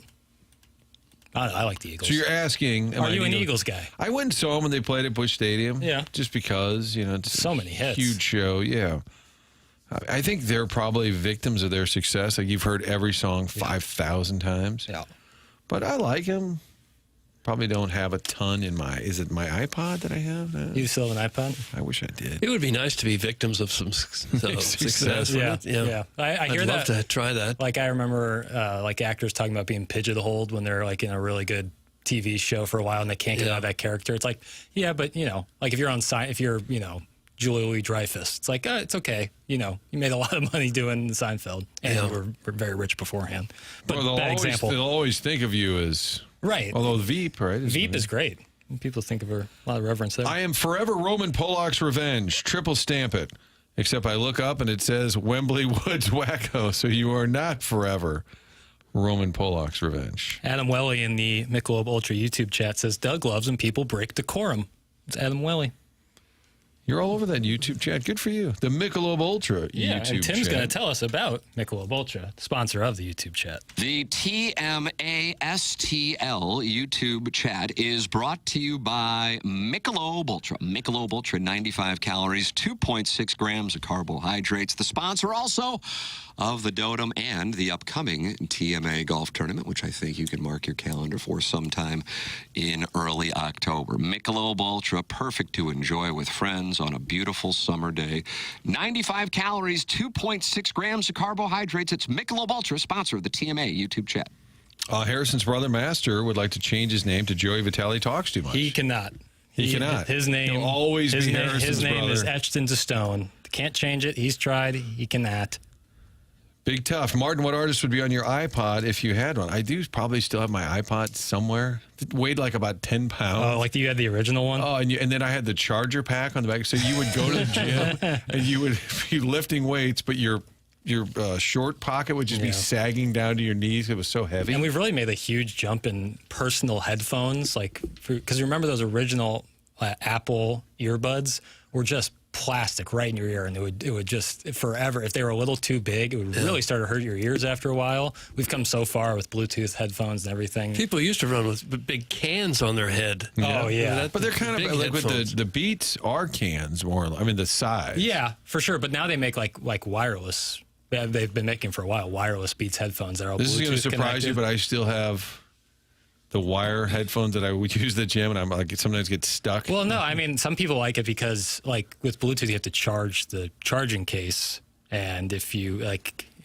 forgot to do that, but with that's where I get burned. With on that wired stuff. headphones, you can always listen to music. Right, and every time they'll give me the family, oh, here you need some AirPods. They never charge. They're always bloop. I remember I got AirPods and like 3 or 4 weeks into them, loving them. One of them just goes right down the toilet. Just pops out of my ear, right down the toilet. It goes. Now, when you're in a gym, are you putting that in so you don't have to talk to anyone else? No, it's just... I mean, is it not possible to work out or jog without having earphones? It's possible. I prefer to do it with. Would you? Yeah, it's not about, like, not talking to people. It's about I'm kind of doing something where listening to a podcast or listening to music makes the time go by quicker a little bit, you know? Okay. Keeps you a little bit more motivated, keeps you up. listening to like Glowworm while I'm hitting that would military help. press. Yeah, now that you bring that up. Pull day, Chairman, pull day. Well, military press wouldn't fall under pull day. Certainly not, but pull day or military press day, I'm listening to music. I agree. I got to the gym the other day and my headphones were dead. Brutal. Yeah. Do you go to the gym? And that's what I'm telling you, those things are always dead.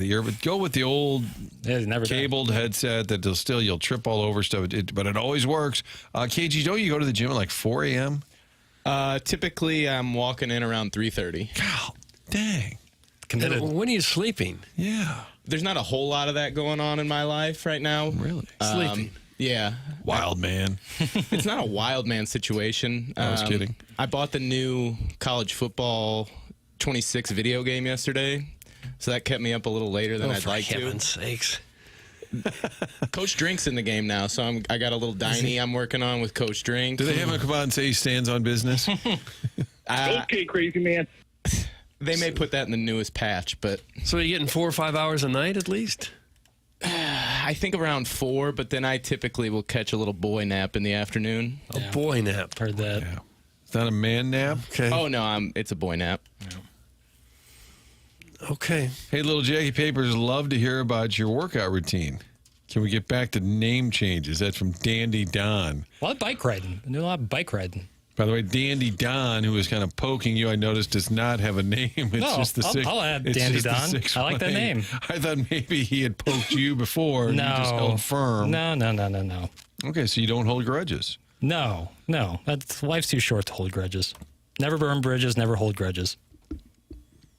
Hey, Pale, what device do you plug in wired earbuds into nowadays? Everything is Bluetooth. I mean, they have like the adapters for new iPhones, so that you can always listen to music, even with the new technology. It's from Pale's Make-A-Wish radio gig ends this Friday. Is that today? That was sent like 3 months ago, so, I guess we're past that time period. Guys, tell Doug he can probably control his TV from his smartphone. Download the app. This goes back to earlier. Doug lost the remote to his TV. Some people said get Roku, and then you only have one remote. Doug's missing remote, by the way, is available as a text. Yeah, I have a Roku TV that I can program with the app. I can turn it on and off, change the volume. But this TV that I want to watch, the big one in the den, of course, that is not a Roku TV. Now, perhaps there's an app for TCL TVs. It was on sale, all right? It was TCL. I know. Some people were making fun of that earlier. Well, Shocking. yeah, I was leery about buying it, but it doesn't seem to matter what brand you buy. They all last and look good forever. I bought some, it must be 15 years ago that were Haier. Have you heard that brand? Haier? No. It was like a going out of business Was sale. it on a corner in a trunk? Remember the old American stores that had furniture? Yes. American was going out of business. I bought 2 of them for like $200, and they were like 45-inch. I said, it's worth the try. And it works like a charm. TVdeals.com? No, this was a going out of business sale at a store. But hey, Vaughn, what you doing, pal? You want to buy one of these? I got a couple more in the trunk. Come on over. That's where you got them? TVs are one of the few items that the prices are going down. And they work. They all work great. Doesn't seem to matter what you buy. No, I don't think I've had goat milk yogurt. Stand by that statement. Do I have a name? Doug's Handsome Repairman. How do you know if your name has been changed? Just hope to get read once. There it is from the 618. You've been read and you want the name Doug's Handsome Repairman. Is that available, Jackson? Sure. Yeah, I'll change it. Okay. What is the number to text in a moniker to TMA? And that's somebody who actually texted into the text inbox, so don't they? Yeah, you got it. You're already on the right page. Just say what name you want, they'll change it to it, man. Jackson, are you dressed for golf today? I have a feeling you're golfing. Mm-hmm. Is that right? Yeah. Okay. A little afternoon, be a little warm. We'll be all right. I don't remember getting invited. Thanks. Yeah. Another time. You can text into the show. Doug's missing remote is now going to be taken. Somebody actually suggested that. It's a busy day, as you can tell. Steve Fildassi. Do we have drops of the week later as well? Yeah, next segment we can do that. Oh, next segment. And we got a Cardinal win with Miles Mikolas, friend of the show last night. All is well in Birdland, right? Until Saturday. Eric Fedde on the mound. We talked about that as well. It is the morning after, presented by Brown and Crouppen.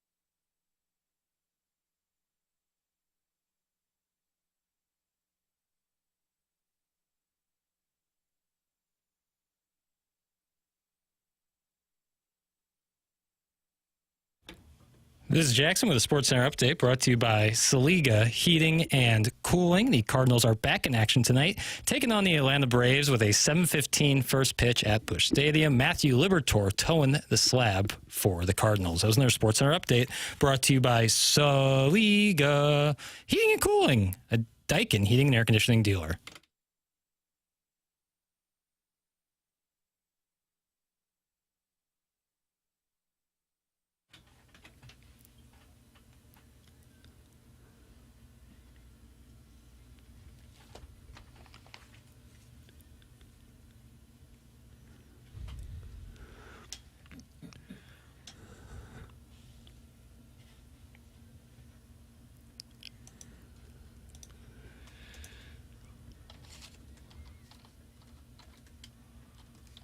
Oh, it's a banger.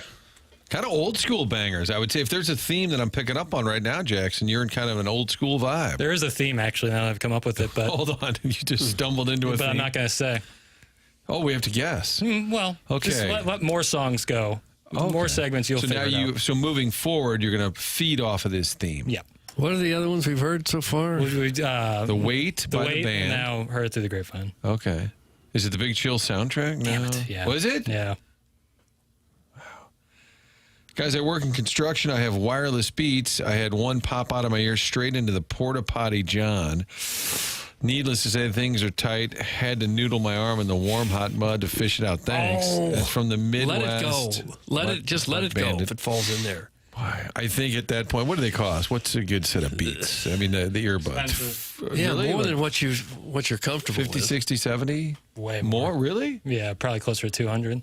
$200 for earbuds. Well, like which ones are you talking? Like Beats by Dre? Not Beat. No, not the. Like AirPods? AirPods. Yeah, yeah, like $180.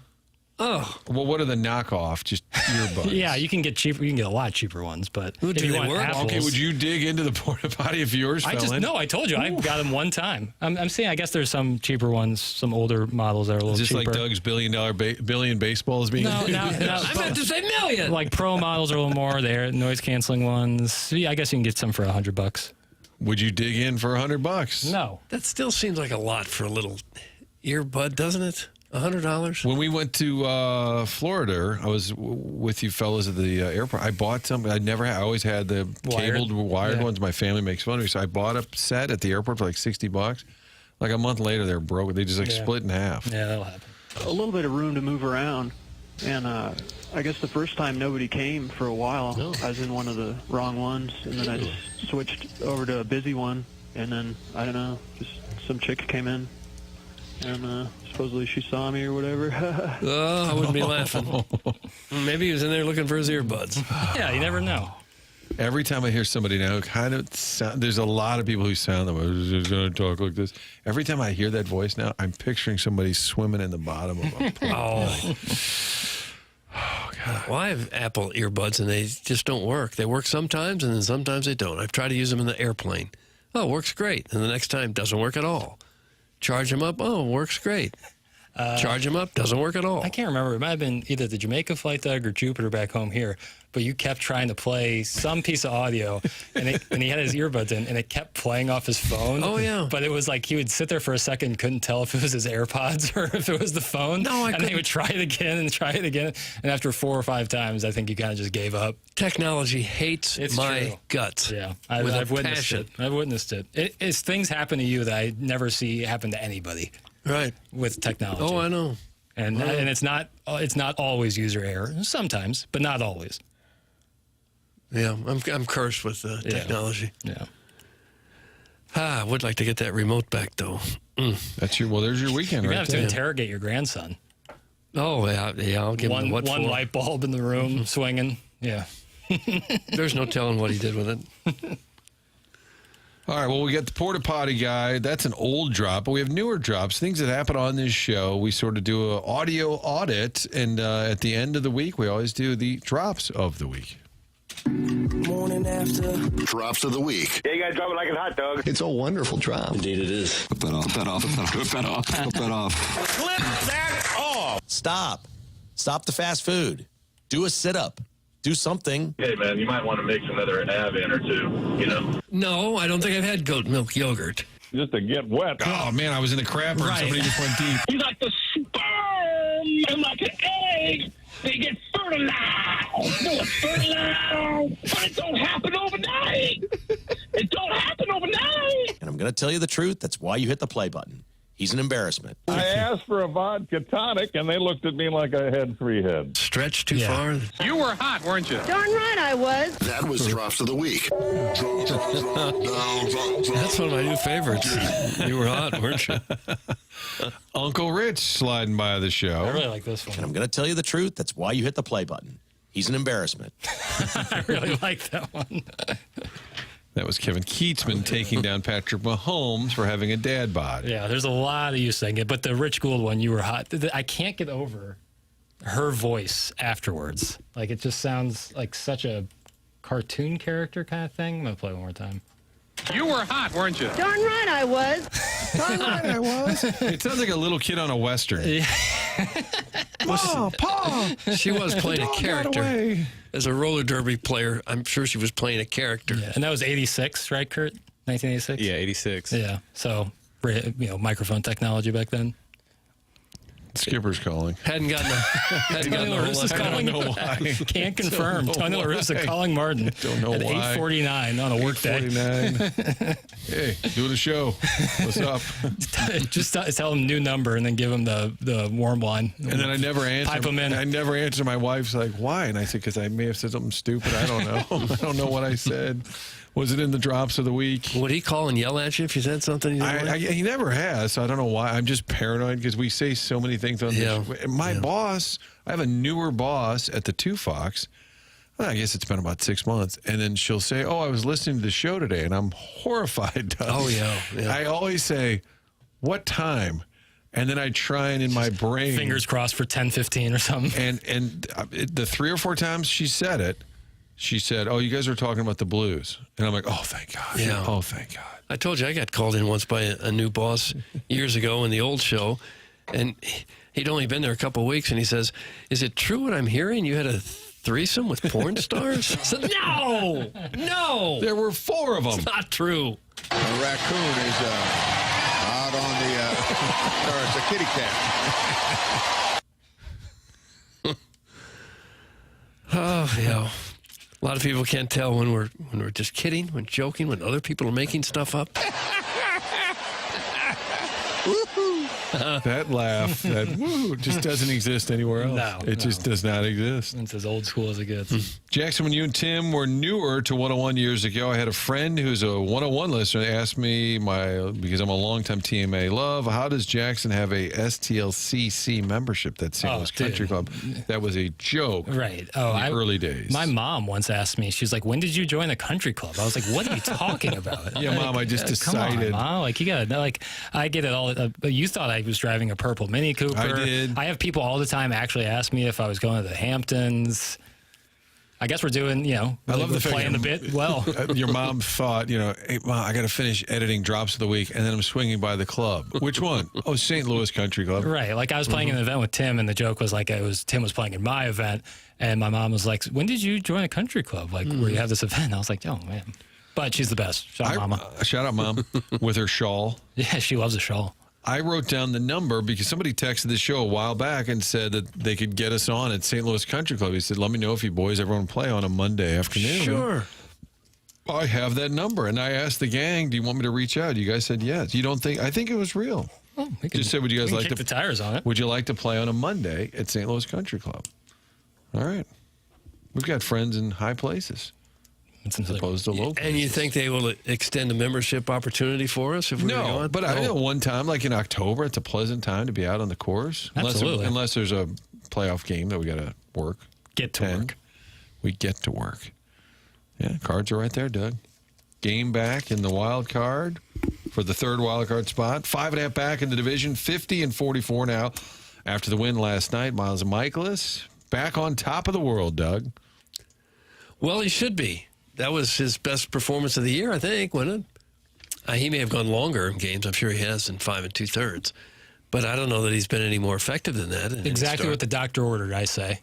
Oh, boy, you said that well. Yeah, thank you. Wish I'd said it. Well, Doug, on That April... start was exactly what the doctor ordered. Hey, Why well do you done. hate April 30th start at Cincinnati when we went 5 1/3, 3 hits? So actually, last night was better. Yeah. I've got 6 shutout innings against the Royals on May 17th. This is all just off the top of my brain. Right. Now, he only went 71 pitches. I couldn't watch when they took him out because I couldn't find the remote. Somebody said, Why did hey- they take him out? Well, they had a couple men on. He couldn't have had too many men on base. He only gave up 2 hits and 1 walk. And the game was close, though. The game was hanging in the balance until the later innings when they added on. Big 5th or 6th inning when they put on 6th inning scored 5. Yeah, right. But Doug, a couple people said, you lazy ass, change the channel yourself. I But can't. I don't can't think get to it's it. possible. No. You could turn it on yourself without the remote. Like on I the can't. side. There's not a button. It's in the back. And why can't you access the back, Teehee? Because it's up against the wall. Can't you, isn't there a, is it? I'd have to take the thing off the bracket. Really? And it's a Oh, I know 75-inch it. screen. Oh. It'd take 3 people to get it off the Yeah, wall. unscrew it. It sucks. No, I get that. I have, blessed, I guess, one of the adjustable mounts. Well, you're from Ladue. Yeah. Of course you do. Right. Yeah. You're used to television just right on the floor. Not even with a stand, flat on the floor. Oh, yeah. Stand over it. Mm-hmm. It is interesting that when Mikolas came out, he had 2 outs in the 6th. He did walk James Wood. And then they brought in Matz to face Garcia. Just to get that 1 out, right? Just to get that out. But wouldn't it be interesting if people said, what are you doing taking Mikolas out? And I was like, dude, you guys, nobody even wanted him pitching. And now you're, well, I know, but now I changed my mind. Why? Well, I was watching the game. He looked pretty good. They took him out. That'd be really, and people are like, put him back in. It did allow for the standing O for the folks that were there. You know, we should probably really dig in on the attendance, Doug. Do you ever wonder what? Oh, no, we're not doing that. No. We'll get into the best fries in town, maybe. I don't know. It's TMA. It's Friday here. It's brought to you by Brown and Crouppen.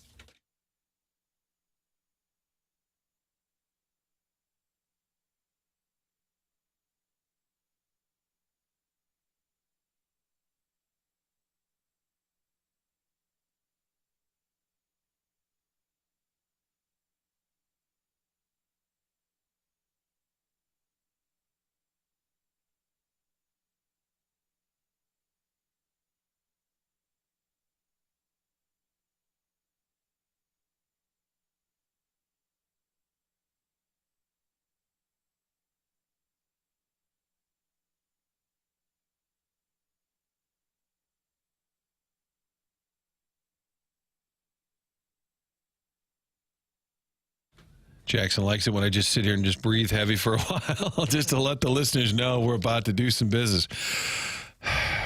Maybe it's an effective marketing tool. Got your attention now? I'll let you know about Auto Loan Pro. That's the website, autoloanpro.com. If you're in the market for a new vehicle, the place to go is Auto Loan Pro. Little to no money down. They're going to get you into a new vehicle, best rates possible. They're going to work hard for that. They can do that because they work with over 50 different lenders. Anyone can sell you a car. It takes a pro to do it right. We know that life gets you in some tough spots. Okay, you're a little behind on this or that, and it costs you, but that's a year ago. Well, it's still affecting your credit. Doesn't matter. Auto Loan Pro is going to help you get that new vehicle.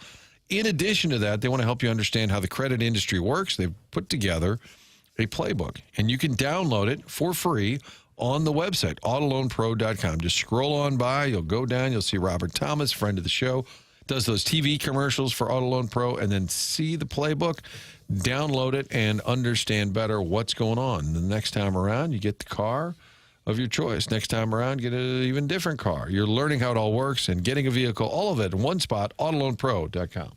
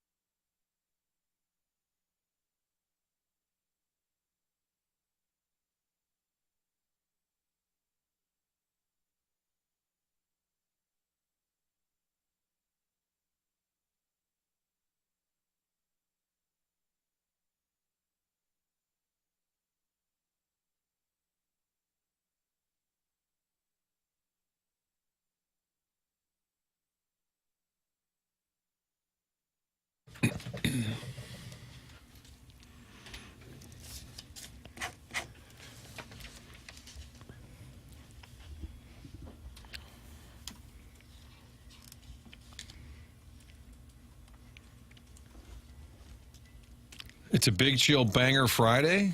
I think Big Chill could have an argument for best, like, jukebox soundtrack. Not like original music for the movie, but like just in terms of popular music. I think Dazed and Confused would be up there. Doug, what are your best jukebox soundtracks? So not original scores, because John Williams does every right, like a John Williams score does not, no, or not even like original songs like Star Is Born of recent memory. Saturday Night Fever had a bunch of songs that became the Bee Gees. Right. I think that's a great call. I think it's a great call. Jukebox. It's a very specific.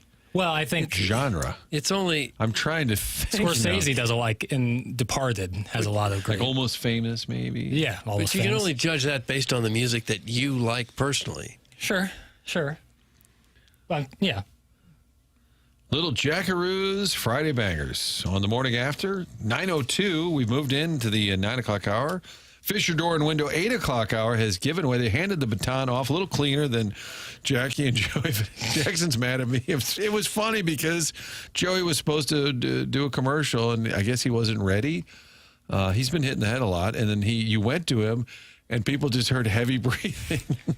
Yeah, well, sound like an Ashley Madison commercial or something. But listen, we always improve. We learn, and we always improve. Yeah, we learn, we improve.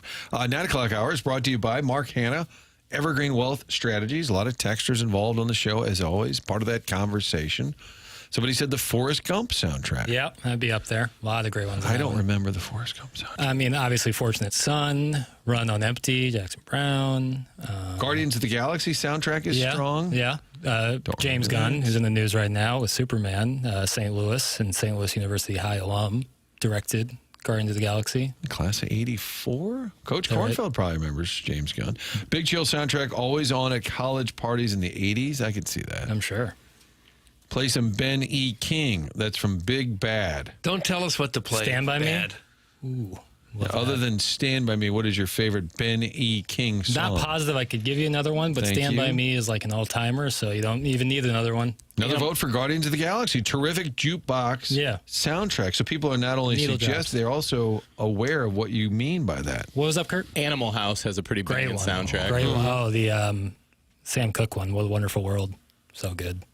Little Louie. Yeah. You ever go into a soda shop nowadays and put a quarter in a jukebox? I do it like Crispin Glover in Back to the Future, where I slide my nickel down the counter and say, "Give me a milk, chocolate." Oh wow! You are a wild cinephile. You know very specific movie moments. Well, Crispin Glover is such an interesting study. I think weirdo is the phrase. He almost kicked David Letterman in the face. Is that weirder, or when Tom Cruise jumped on the couch on Oprah? I think the Crispin Glover, because we never heard from him again. Really, Letterman had him blackballed in Hollywood. I mean, he really almost kicked him right in the teeth. Really weird. Chocolate milk does taste great, but it makes you feel like a 4-year-old when you're drinking it, doesn't it? Yeah, but it's great. Yoo-hoo, which I don't know. It says chocolate drink on the side, which I think it's the original energy drink. If you ever go to like the corner convenience mart and the guys who are working hard for a living that run in and grab a bite to eat, I see a lot of them grab a chocolate milk. Yeah. It must just be a little boost. Yeah. It's a little, very small amount of protein. I remember, maybe it was Tim Tebow, there was like a big campaign of like drinking chocolate milk after a workout. Now, obviously, you do a protein shake, and that would probably be better, but similar. Get some calcium in you. Forrest Gump, you goofballs. Yeah, it's a little on the nose. There's no right or wrong answer. It's just what you like. It's the songs that you like personally. Jackson, have you been to Crown Candy? That's from Manlo. Of course. My mom worked for the Post-Dispatch for many years, so when I would go visit her at work, we would go to Crown Candy. It was some of my favorites. And then sometimes she'd take the afternoon off and we'd go to City Museum. Would you? It was the summer days like that. I think back with much reverence. Those were really fun. Reverence.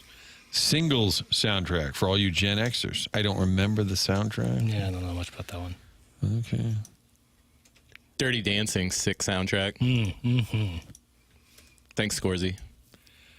Is that in the Michelob YouTube chat? It is. You guys, you younger fellas here have done a nice job of keeping the YouTube chat part of the lively conversation. Well, I appreciate those guys. They're in there day in, day out. They don't miss a day, even when Tim's gone, which I even considered missing a day when Tim was gone. But Scorsy and Too Fat to Kayak and Bill Reloaded, Bill's Holes, they're in there. They never miss. And I appreciate that. Doug had that. He was ready for it. It was like right as Chairman finished that sentence, he had it right. I knew what he was going to say. You could smell it. Yeah. And when Doug is serious about it, he just goes right to it. But when he wants to give it a little build-up, he hits the table first. And then I have time to prepare where I can cover my left ear. I was feeling kind of down, but Tim actually emailed me a few minutes ago, so that kind of helped. That's nice. Here we go. And, yep. Wow. Tim will be back next week. Okay. I'm ready for those texts that day.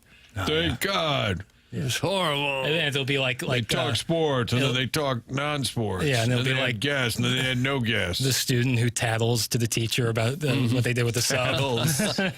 I think the phrase is Mrs. Crabtree or something. Because Little Rascals, Michael Crabtree or something. You put a sorry ass receiver like Crabtree on me. That's exactly what you get. Miss Crabtree was a teacher in the Little Rascals. Maybe there was something about because Jeff Supai would call, and if we said something out of school like we were he called us tattletales. He said, "What are you, Mrs. Crabtree?" And I didn't know what the reference was. Jackson, RollingStone.com, kind of into movies and music, right? Certainly, entertainment. So they have their top 100 soundtracks. Yeah, I'm looking at. I think the same thing. Yeah. All right. Well, then I can't quiz you on it. Well, I haven't. Oh, Brother, looked. Where Art Thou is on there. Absolutely. 13. It's incredible. Rushmore, number 12. It's probably the only Wes Anderson that would be on there. Okay. Number 10, Doug. I don't know. Wild Style. Okay. I don't even know what that is. No, I don't either. Dazed and Confused has to be in the top 5. American Graffiti. Yeah. Number 9. The Graduate, number 8. There you go. Simon Garfunkel. Simon Garfunkel, yeah. Pulp Fiction, number 7. Great one. Superfly, number 6. It was in 1972. In Pulp Fiction, when the switch in the beginning goes to Jungle Boogie by Kool and the Gang, just so awesome. Number 5, Doug Vaughn voted for it, Saturday Night Fever. Great call. I mean, that kind of launched. It was almost like an album that was massively huge. Oh, by the way, it was the soundtrack. Olivia Newton-John, that launched her career, right? The Saturday Night Fever soundtrack. No, you're thinking of Grease. I'm thinking of Grease. This is John Travolta. Right. Who's also in Grease. Yes. Yeah, that's where I got confused. Now this, I forgot that it was a movie, A Hard Day's Night. Yeah. The Beatles. Yeah. My parents had that double CD framed up in the house. It's awesome. Number 3, The Harder They Come, 1972. I don't know much about that. Director Perry Hensel. I don't know. Pressure Drop. That's a great song. That's in there. Help by the Beatles, number 2. It seems kind of like cheating when a band makes a movie. Yeah, I'd have to Purple Rain, number 1. Yeah, see, I mean, that's like... It's an artist album as much as it's in not, the doesn't movie. seem as fair. It's like the Bob Dylan movie. Get out of here. Get out of here, huh? Rolling Stone. Yeah. You guys ever spin any vinyl? Oh, yeah. Back in the day. Sure. That's all we had back then. I got a record player recently, and I was listening to Purple Rain on vinyl the other day. Does it sound any better? It doesn't, right? You're just telling yourself it does. It's the nostalgia, I think. Yeah. It was a lot of work because you put that needle. You had to really be gentle, right. And then after 20 minutes, you go, "Oh, I got to go flip the." That technology fascinates me. The idea that this printed out piece of plastic or vinyl with grooves in it, and the needle makes it. The fact that we got that before some of the inventions we have now, doesn't that seem much more sophisticated than some that we made now? Does. People are awesome. Humans are awesome. Shout out to humans. Yeah. Did you just point at the camera? Yeah. For shout out to humans? I'm a showman. Awesome. Go ahead, Doug. I cut you off. I was watching a documentary, and it said, going way back to when the cotton gin first came in to being, and they had looms, and they could print out different fabric styles. They said that coding led to computers. Really? That's what that would. They had to code the looms to get them, the thread to go just where they wanted it, and said that was basically the ground of the computer. Yeah, Alan Turing then would probably build upon that. If you've seen the Imitation Game with Benedict Cumberbatch, missed it. Alan Turing is one of the most important people in human history, and I recommend people say the name again. Alan Turing. Alan, I don't know him. Why is he the most? Essentially invented computers, saved a bunch of people in World War II with his invention. And Gutenberg was probably the most important The printing press is the most, because it brought intelligence across the world. Well, yeah, you could share information. That's probably the most important piece of technology ever. But Alan Turing is a fascinating and also tragic character. Dan Rather told the story when he first started. He was a DJ, but it was like a Bible station. So he would play these albums, and I guess they were preachers. Mm-hmm. So he said, it's 20 minutes. He said he had time to go and get lunch and come back. And he was driving back, listening to the station that he was supposed to be in charge of. And the needle got stuck. And it was just the preacher saying, "You go to hell. You go to hell." And it just kept saying it over and over because the old needle got stuck. Guys, the last 5 minutes is worse than watching The View. Oh, wow. That's from the Gray. Nothing's worse than The View. Gray Summit, Gray Goose. Gosler. We'll take your text. Is there anything worse than watching The View? Iggy on the couch, our guy Iggy, saying Kenny Loggins is the soundtrack king. That's true. Yeah. Faltermeyer and Kenny Loggins probably. Footloose. Caddyshack. Top Gun. Yeah. Holy smokes. I would say they're the soundtrack kings, guys like John Williams. John Williams by far. From the symphonic era. And also like Hans Zimmer of more modern times. But John Williams, Jaws, Star Wars, Jurassic Park, Indiana Jones. Vinyl's been vinyl's outselling CDs the past few years. Well, CDs, I guess. With the right system, it absolutely sounds better. I don't know that it could sound better than digital music. I don't know. I think it's people telling themselves it sounds better. Well, we got away from, you didn't have to hear the scratch of the needle anymore. Now people are like, don't you want to hear the scratch of the needle? Oh, it's so much better. I don't know that it was. Remember when if you'd stomp on the floor, it might move the needle on the record player. Remember that if you drop something heavy or something, the vibration would move the needle on the record player. Big Tough saying that the invention of heated car seats is more important than the printing press. Suck at Gutenberg, Big Tuft on the Air Comfort Service text line. I'll take that one step further. You ever rode in the car with heated... Ridden? Isn't it ridden in the car? Ridden? Is it ridden in the car? Yeah, it's ridden in the car. Thank you, Chairman. With a heated... I said it first. With a heated steering wheel. Yes. Oh, that's good stuff. It right is there. nice. Yeah, that is good stuff. Oh yeah, those are great. I think the heated seat almost makes you like, if you get a little too comfortable, almost like you're going to the bathroom. You got to be careful. I mean, if you have to go, I'm saying you got to be careful, Doug. I think it's almost like it's grooming you to go to the bathroom. Oh, there have been cases where the heat won't go off and it gets too hot and people get burned. Someone said if Marconi would have never been born, I wouldn't have to listen to this crap all day, every day. That's fair. That's from the X and Espresso. Can I run an invention idea by you guys I had? Sure. I would market it and it'd be called the potty pedal. What would that do? It is a pedal at the base of a toilet seat that you can step on, like a trash can would raise the trash can lid. It would lift the toilet seat lid for you so you would never have to touch the toilet seat with your hand. Oh. Yeah, that'd be nice. That's interesting. They make those fancy new toilets that kind of like do that on their own. You can kind of like it's a sensor. You're like Darth Vader. Like you like just put your hand out and it does everything you want. Are you guys pro or anti bidet? I've changed my stance. I became pro. Well, there'd be no reason to be anti, right? Unless you just didn't want to spend a lot of money to have it installed. Well, I mean, if you're a little shy. Protesting outside the bidet factories. It's not the kind of thing you do with an audience. No more bidets. No more bidets. Protesting. Why would being shy have anything to do with that? It's like in the bathroom, the privacy of your own bathroom. I don't mean like socially shy. I just mean like maybe anatomically shy. Oh. Well, that's fair. Can't win them all. Grow up. All right, this is the end of The View. It's time for a break. It's the morning after on 101 ESPN.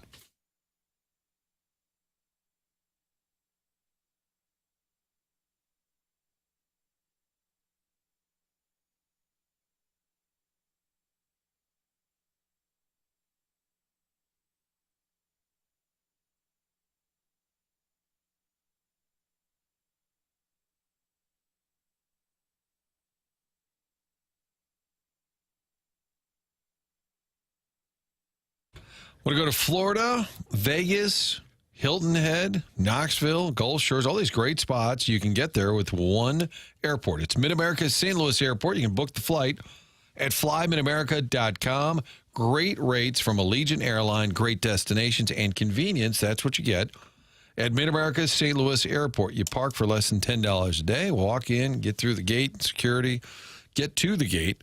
I should say, in about 15 minutes. I bring that up all the time because it's just unheard of. It's hard to wrap your head around that. Parking, bringing your bag, walking in. It's right there. The parking lot is right next to the terminal. There's no shuttle rides, none of that. At Mid-America St. Louis Airport, going to these great spots, and you're going to love it. You can drive to Destin. Some folks have been doing that for years. How about getting there in about an hour and 10 minutes? That's unbelievable. Hour and 10 minutes, you're landing, you'll see the beach. Convenience, great value. 7 Florida destinations. You get on down to Fort Lauderdale, Fort Myers. All of it one spot, Mid-America St. Louis Airport. Find out why folks have figured this out. They're going to be expanding over there soon. Book your flight at flymidamerica.com.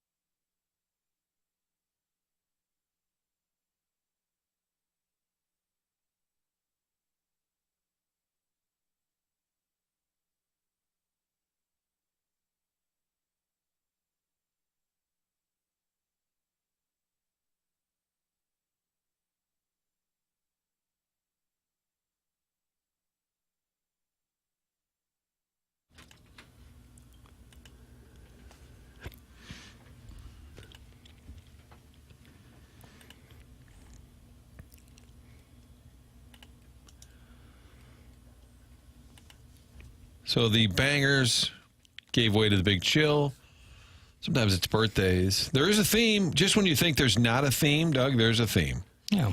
Little Jackie Papers. Kevin Kline in Big Chill, Priory. Yeah, shout out to Kevin Kline.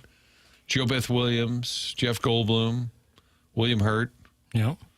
Glenn Close. And then there's a Tilly, one of the Meg. Tillys. Yeah. I think it's Meg Tilly. Sounds right. Kevin Costner. And technically. Who's in the, is that in He's the casket? the dead guy. In the dead guy. Yeah. He's the And dead there's like guy. a deleted scene with him, and I don't think it made the final cut. Best acting job he ever did. Doug, Lee Elia died, the manager of the Cubs. He was also the manager of the Phillies. He was 87. I heard Chip Carey give a nice shout out to Lee Elia on the broadcast last night.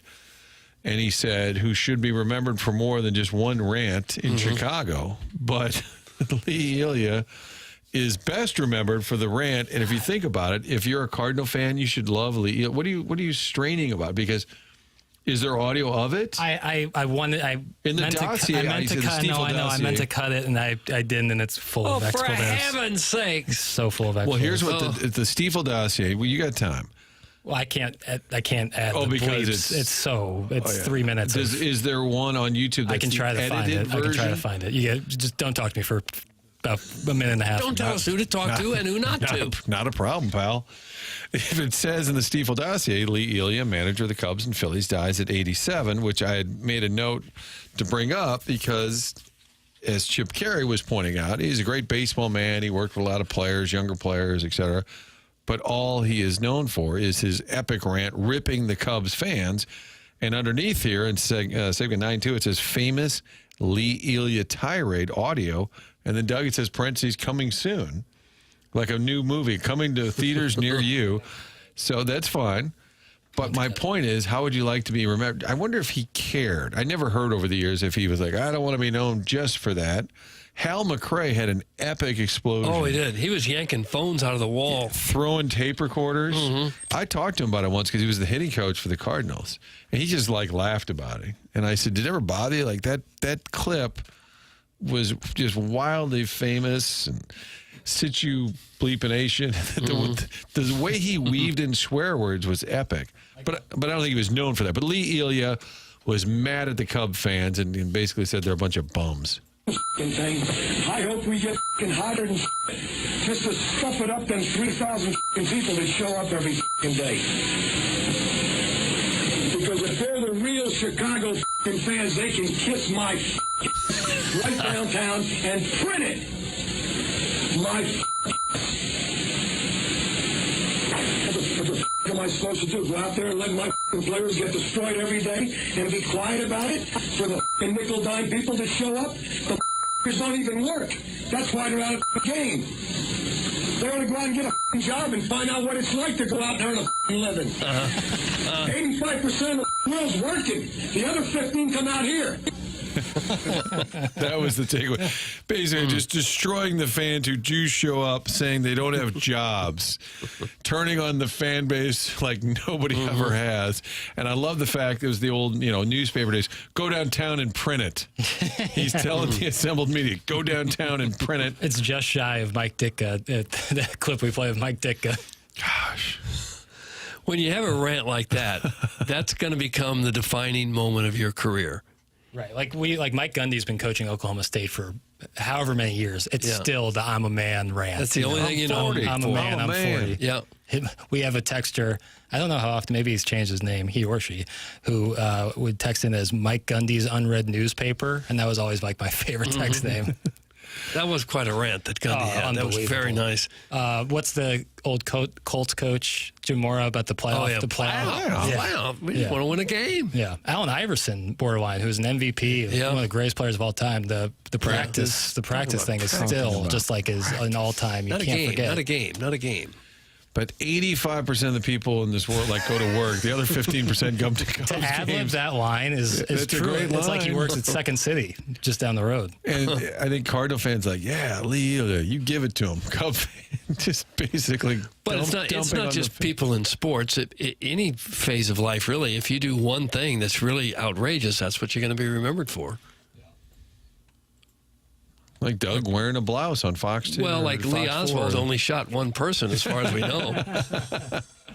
And nobody knows he was a great Cub Scout. Could have been. We never talk about that. Threw a no-hitter in Corey League.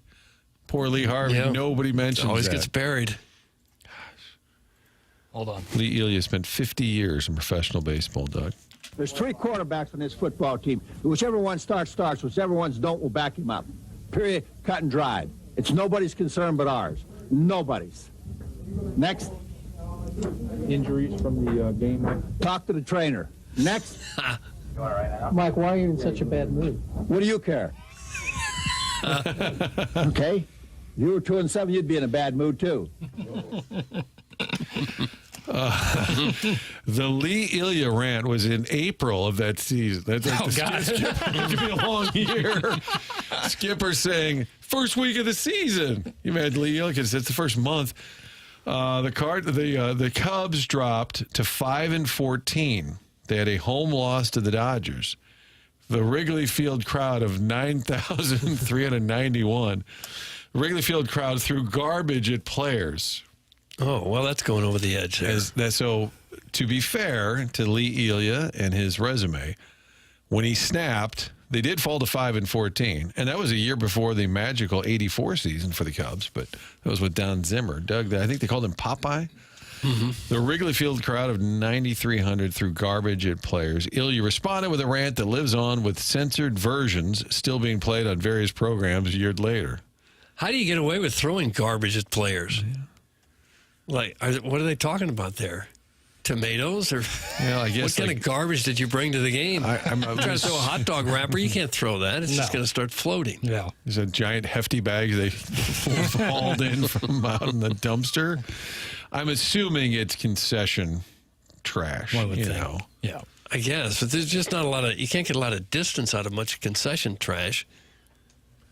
At the moment, it was very, very difficult, Lee Elia said 25 years later while visiting that day as part of a charity drive.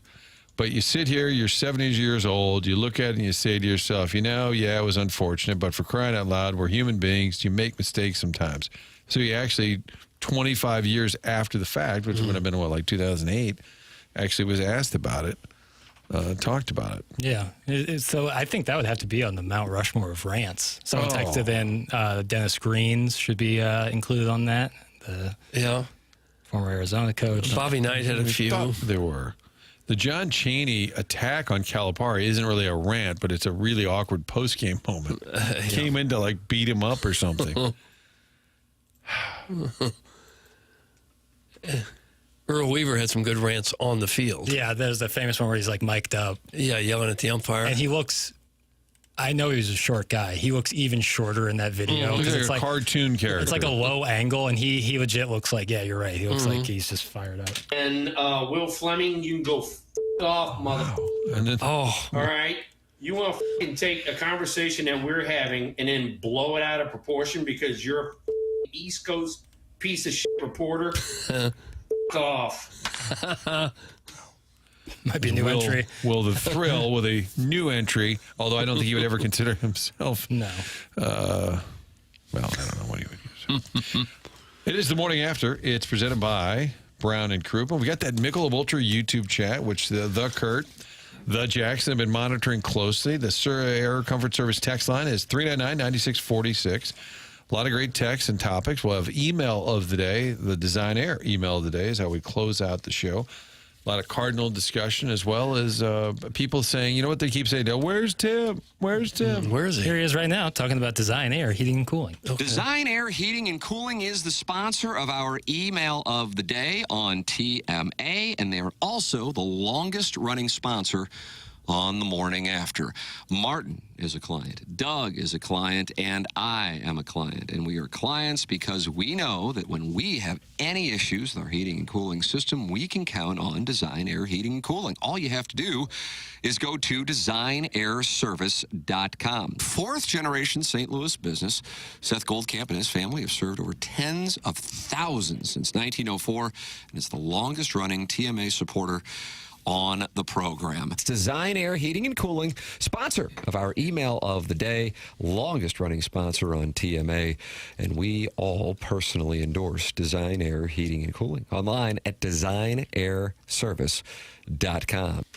Not sure the context. Jackie, you're a treasure. That person asked if his name was changed. I see. There's a lot of name change going on. A lot of people suck up to Jackson, and the only time they do it is when it's name change season. I'll take what I can get. You know what I'm saying? Why are these names so important to people, you think? You feel closer to the program if you have a name. It's an opportunity, an outlet, really, to be creative. And I think in a world where sometimes that's not... It's tough to find the outlets, and I think this is a great one. Both with text and text names. Okay. Outlets for creativity. Sometimes you just gotta let social media. Yeah, but it's more interactive here, and I like that. I see. I think it's good. And some of the names are really funny. Dougie V's BBL. I like that one. What does that mean? Brazilian butt lift. Oh, I haven't had one yet. Okay. Did Stefan Diggs break up with Cardi B because of hers? Have you seen that? I have no idea about that. I saw. He said that it smelled so bad. Gosh! He couldn't take it, and he broke up with her. Allegedly. The implants smell bad? I didn't read it. The chairman lives in a whole nother world. I was guilty. What's of your just news seeing feed the look like? Yeah, you don't want to be in my algorithm. No. Jackson, did you play that Will Clark drop because somebody did text in play Will Clark again, or were you it was just on your brain? I was talking about rants, talking about people getting fired up, and I don't know. Oh, it's fine. I was just curious. Doug Lee Harvey Oswald shot 2 people. He also shot Dallas police officer J.D. Tippett. Oh, and John Connolly got it too, didn't he? Yeah, the great Texas politician. Yeah, the guy in the front seat. A lot of people texting about great rants with the Dennis Green, Jim Mora. Let's see. Okay, I can't say that one. And then there's a serious take. The Nolan Gorman conundrum is one of the most unusual MLB player stories. Even last night, only Cardinal with 3 strikeouts, no hits. Is anyone trying to help him? Does he know who the hitting coach is? Has he tried contact lenses? I believe it's an eye problem. Doesn't our song say that he got his eye back? That's right. I'm convinced now he should be traded. I knew 3 years ago Walker was a bust, but I had hopes for Gorman. That's from the 636. Jordan Walker homering last night. Dougie's playing in Springfield, working his way back. Somebody's down on Gorman. I do think the season of runway is now April, May, June. What, about 3.5 months old? What have you learned? This is a great clearing the deck, Jackson. In this Cardinals season of runway, what have you learned? Doug, what have you learned? About Gorman or about the whole team? About the team, the franchise, the season of runway. What have we learned? Do you feel clarity on any of the roster? No, that's one of the crazy things is that halfway through it feels like we still don't know what they've got here. Clearly, they need more catchers. They've got 4. They're going to have to add to that. 4 or 5 more. Yeah. What have we learned? I'm just not sure. So many of the guys you wanted answers on, like Gorman and like Walker and Nootbaar, you're still kind of scratching your head. Oh, who are they? Are we ever going to know? Are they ever going to take that next step to the next level? Maybe they're just who they are right now. This is who they're going to be in their prime. Do you think, I put in the dossier, I didn't say why should, I said why shouldn't the Cardinals trade Lars Nootbaar at the deadline? Well, you wouldn't if you wouldn't get a good return. Well, yeah, it's obviously always dependent on what you're going to get back. But don't you think that would be like, if you're looking at possible trade pieces, one of your best options? I would think, because Donovan could play left field. Yeah, you already have a ton of lefties in the lineup. People still like Lars Nootbaar from a StatCast sabermetric standpoint. Probably a need for corner outfielders out there. Yeah. And who are you saying, absolutely not, you better not trade blank? Well, in terms Probably of like people that Mason would, Wynn is because like your- Sonny Gray, Wilson Contreras are just likely not going to be moved. Well, forget their no trade. I'm just saying that you want them on your team. You could not, they can't be dragged away or pulled out of your hands on this ride. There's like, you would have never traded Albert Pujols in his heyday. You never would have traded Roland, although you do they have someone in 2025 like that? Well, that's what I'm asking you. I think the answer is no. No. You'd prefer to keep Mason Wynn. You love him. Right, Bright future. You wouldn't move Jordan Walker because you'd be selling really low. You don't want to do that. You'd keep Ivan Herrera, but you could probably be talked into. Yeah. Yeah, you deal. talked into one of the catchers, and maybe it'd be tough to move on from Herrera based on your lack of right-handed hitting. For the 636, trade Donnie as well. The only piece we have with value. That's true. Like you're one guy that you're like, it's got some value. But you could talk me into a deal. In other words, you don't have any one player that you're saying. Absolutely not. So this is the season of runway, Doug. Yeah. As we are scrubbing the deck, clearing the deck, feeling the deck. Meanwhile, J.J. Wetherell yesterday. First MLB. Maybe he's the one guy you say, I will not trade. First AAA hit was a triple yesterday. Oh, yeah? Is he the one guy? Is he the guy you would say, I would absolutely not trade? Outstanding since he's entered the organization. Still being used as a shortstop, primarily? I heavily that was second crowdsourcing. base. Crowdsourcing. I think he's 2/3 second base, a third shortstop. Yeah. Okay. Middle infielder. Yeah, you might as well because Wynn is Give him an going outfield to be your glove. guy probably. Yeah. But if you could go win Weatherholt, now we're getting And there. you can move down into the outfield. Yeah. Something there. And I think, just there's a surplus of left-handed hitting on the Cardinals, and they struggle against the lefties, Mm-hmm. I think they were planning on Jordan Walker filling that right-handed power gap, but that has not worked out. And Herrera. Today. Right, His injury is certainly a factor. That's why they got Garrett Hampson. That's right. Probably Our guy. not, And he keeps getting at bats in almost every game. He's hitting $169, which is not bad. It's not bad. Degrading the deck, deviating from the deck, staining the deck. Oh, I see replanking the deck. Replanking the deck. I think of a card game when I think this. I don't think of like an actual physical deck. No. You're thinking cards. Although I get why one would think that. Because like if there's choppy tides coming, you'd want to clear the deck. Choppy tides. Clearing the deck is in segment 9.3, according to the Stiefel dossier, which also has the Michael Jordan's former home is available now at Airbnb. Mm-hmm. Oh, is that the one he couldn't sell? Yeah, I Just think always it's see in that. Highland Park, Illinois, just north of Chicago. It's so big and so massive that they couldn't sell it. So expensive. Well, it's got like the 23 gates up front. Yeah. Joel Goldberg and I took a picture years and years ago. I still have this picture of me and Goldie outside the gate. Yeah. It's got the giant 23. Hey, who lives there? Oh, I don't know. Michael Jordan. Jermaine Dye. Yeah, I suppose if you did buy it, you'd have tourists coming by all the time by your house wanting to get pictures and everything. That'd be annoying, Right. wouldn't it? Not to mention you're buying like a massive, super expensive home in a place where it gets really, really cold in the winter. Yeah. And it's not like I don't think it's on like a body of water of any kind. And this is a live living dossier. So what happens is when I click on it, it's supposed to open, except mine will not on this computer. I can take care of that. No. It's a $25,000 deposit if you go there on Airbnb. Seems a bit pricey. That's just make sure you don't take anything home with you. 17 and a half bathrooms. Maybe that's where the remote is, Doug, in one of the 17 and a half bathrooms. We've got Doug's missing remote. We've got the Cards and Braves this weekend. BK and Ferrari are coming up at 11 o'clock. Design Air Email a day. Between then, right here on 101 ESPN.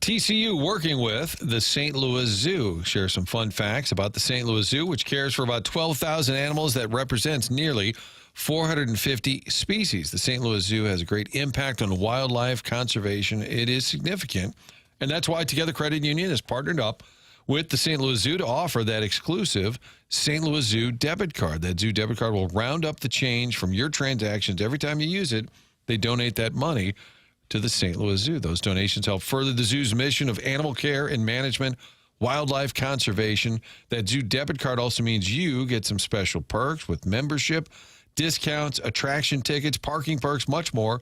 And if you sign up now, you'll get that sea lion plush toy with your St. Louis Zoo debit card. Get it by simply going to any of the 14 local branches or sign up for the checking account at togethercu.org. Pretty cool to get the zoo debit card and help out the St. Louis Zoo. Don't wait. Sign up today. Support the zoo. Visit togethercu.org for full terms and details.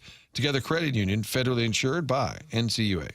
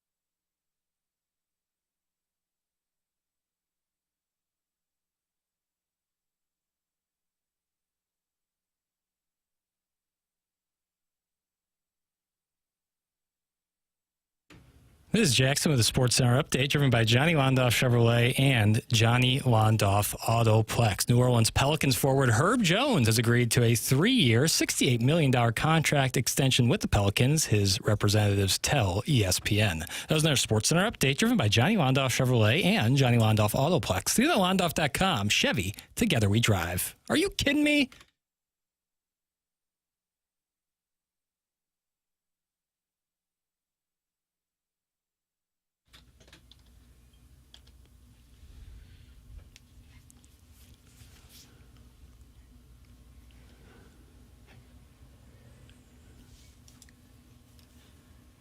Not from the Big Chill, is it? Mm-hmm. Is That's it? what IMDb has it on the soundtrack. I mean, it could be. I don't remember. It's also a banger. We also tip our cap to Brian Wilson. Well, something like in that movie, Heard It Through the Grapevine plays over the entire opening credits. So, it's memorable, and then they do the... When's the last time you watched that? Like, recently? Probably a year and change ago. Really? Probably for the first time, yeah. It's not. I wouldn't say it's a movie, geared towards my age. No. More towards... It's a boomer movie. It's about people. But I think it's resonant even for people in their late 20s, early 30s. Bangers and boomers right here on The Morning After. TMA presented by Brown & Crouppen. The 9 o'clock hour is brought to you by Mark Hanna. Evergreen Wealth Strategies. Text line's been active. The YouTube chat brought to you by Mick Ultra, active as well. Before we move on to some Mizzou conversation here, when did the Cardinals stop shooting off fireworks after home runs or a win? And when did they stop? When and why, I guess, is the question. I was not aware of that. I wasn't either. When and why? I'm going to find out. I've got the people down there. So no fireworks last night? Wow. Should have. Got the dub. Got a home run from Big Willie. Yeah. So we had firework opportunities with a home run and a home win. And they're actually 10 games over 500 at home. Sweep these Braves right out of town, Doug, and then you're just fine. Well, you got Fedde shoving tomorrow. Should we do the same thing we do with Mikolas? Do we want to predict? Okay. And because you were optimistic about Mikolas and kind of the do factor, which I think happens more times than not in sports, Eric Fedde on Saturday. I think the same thing will happen with him. Really? I think he'll be much better. I think he's going to give you 5 innings, and he's going to allow the Braves 3 runs. 5 innings, 3 runs. 5 innings, 3 runs. I'm not as optimistic here. I'm going to go 4 innings, 5 runs, Doug. Oh, no. 4 innings. Okay. 5 runs. But then that'll warrant another start because those outside of those runs he gave up, he really did some good things. That'll warrant another And you got to start. build up his trade value. Yes. Beau Pribula was on a podcast. A lot of thoughts about, he really seems to, from all accounts, just loves Mizzou and his experience so far. Jackson, what do we have here? This is from the Stiefel dossier. Yes, from Next Up, Carter Gold tweeted out this clip from Beau Pribula talking about his experience so far in Columbia. I had no idea really. I knew they were a good team. Like they had won 10 games the past 2 seasons. I remember they beat Ohio State in the Cotton Bowl. Brady Cook. I knew Brady Cook. He's similar kind of athletic quarterback that I was, but I had no idea what other than that. I was like, I don't know anything about Missouri. So I was like, yeah, I'll go to Missouri. I'll check it out. I heard it's they're a good program. I went there and I was like, first thing's wow, they have really nice facilities. I went in there, it's I'm taking an elevator to the 4th floor to talk to Coach Drake. All of a sudden, you care about the facility. Oh, yeah. I was like, wow, this is kind of nicer than Penn State. What? They don't have elevators? Okay. But it was really just getting with Coach Drink, the head coach, hanging out with him, and then Kirby Moore, the offensive coordinator, Kellen Moore's younger brother. Kellen Moore's the head coach of the Saints now.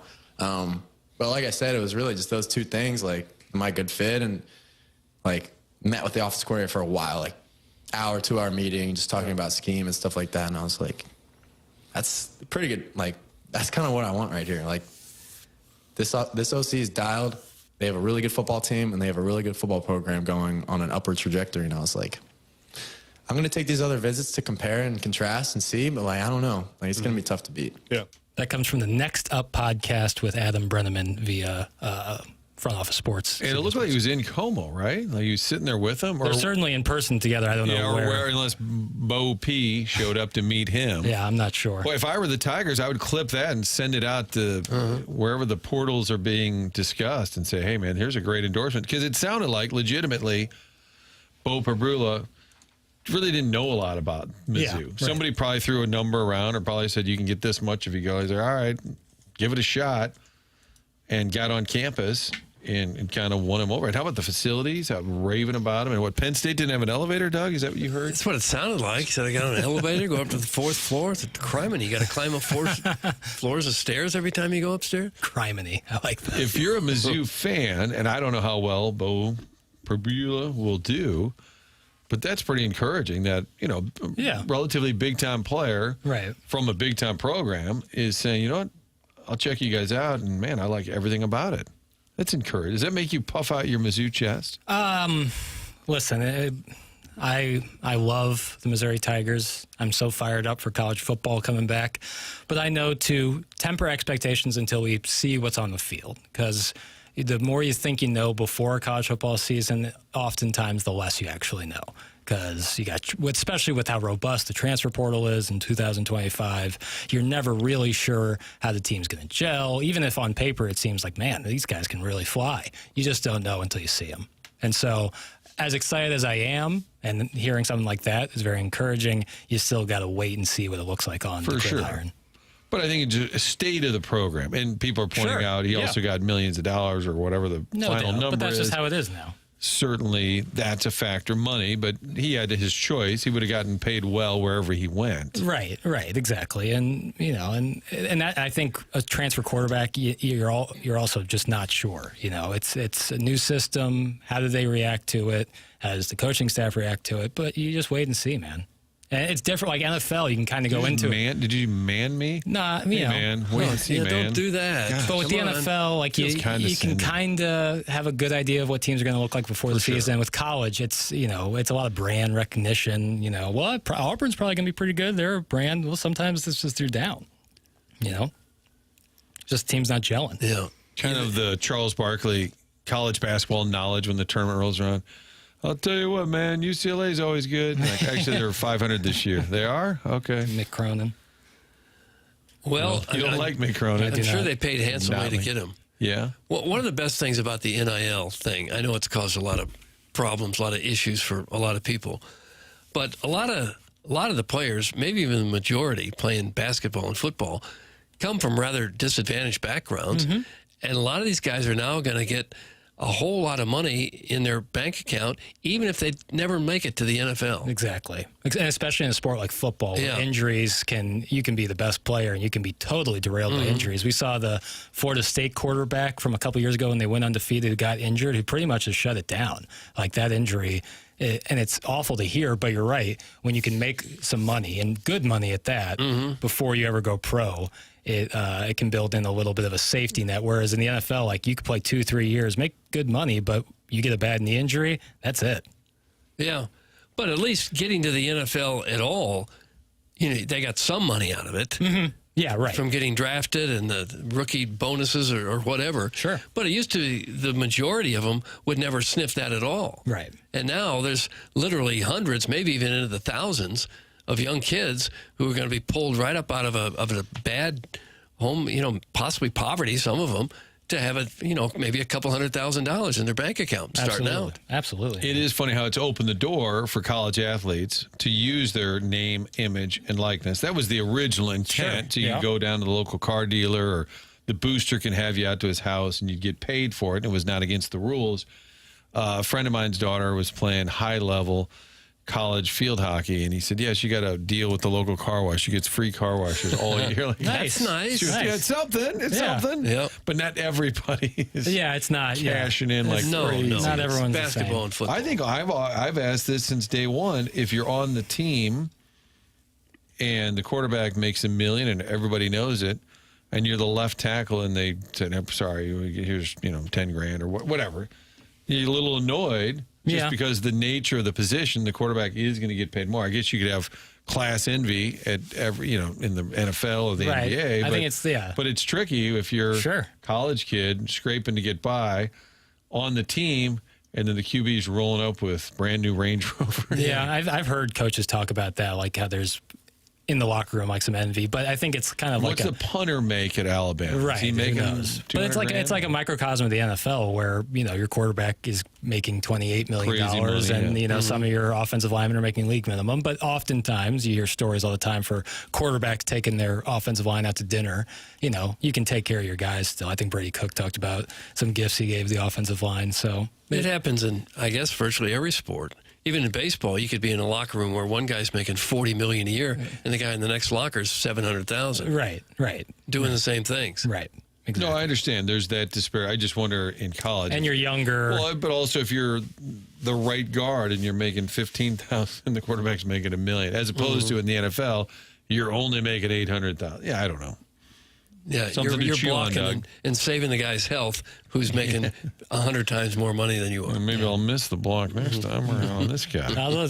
Some of the NIL deals you hear about for premier offensive linemen, tackles especially, it's nice. They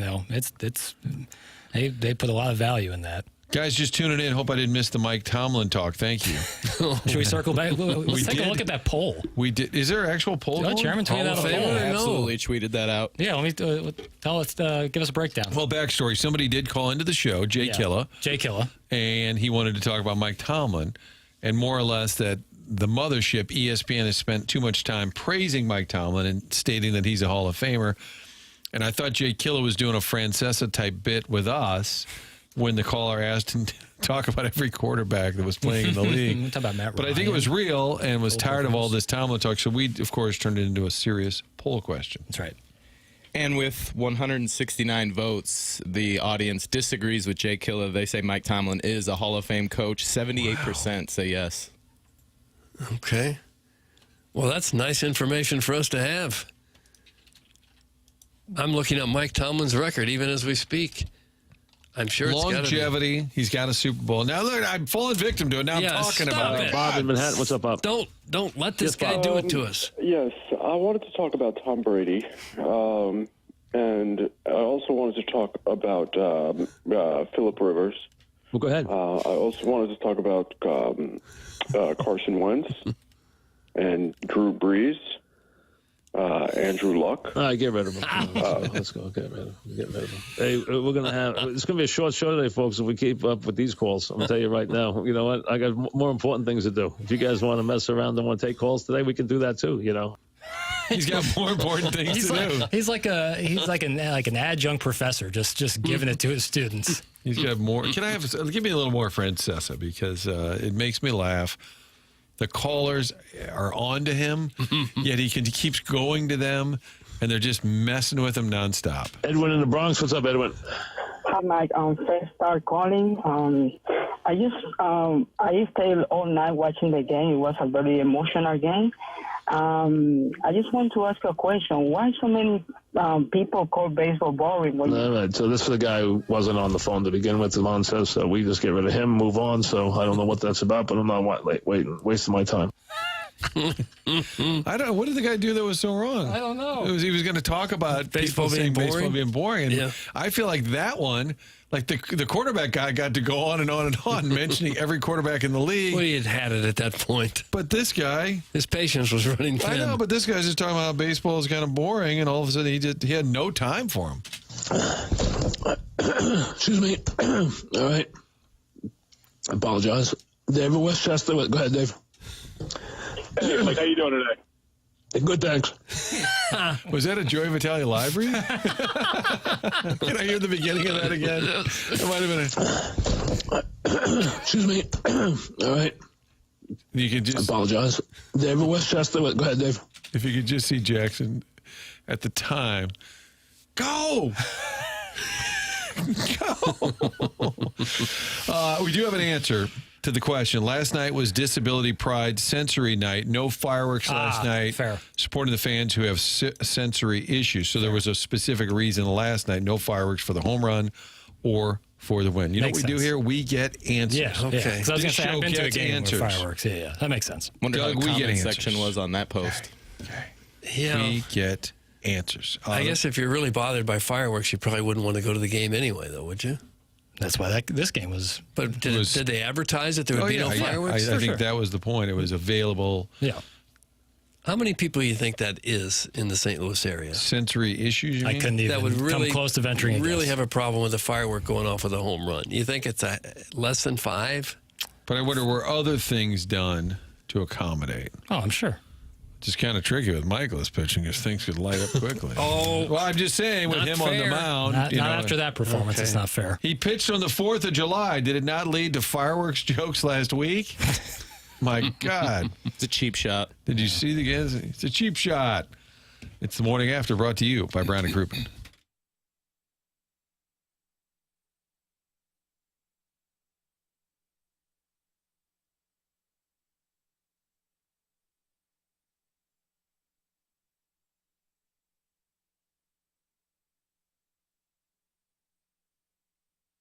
Love stopping by the butcher at Schnucks and just talking about some ideas. They've got a friendly staff there, an experienced staff. They'll give you ideas on the grill. Maybe you want to venture out, do a little something different. They've always got like those kebabs that are prepared, ready to roll, put them right on the grill. Friendly staff, great prices. That's what Schnucks is all about, and they've done their best to keep prices lower during this difficult time in the grocery world. So stop by, see them, get the rewards app. I keep reminding folks, if you have it, it'll let you know when things are on sale that you typically buy. It keeps track of that in your phone. But on top of it, everyday savings. More than 2,300 items were knocked down, and those are permanent reductions in price. They're going to do their best to save you money when you shop at Schnucks. The Rewards app allows you to also get curbside delivery at home or curbside.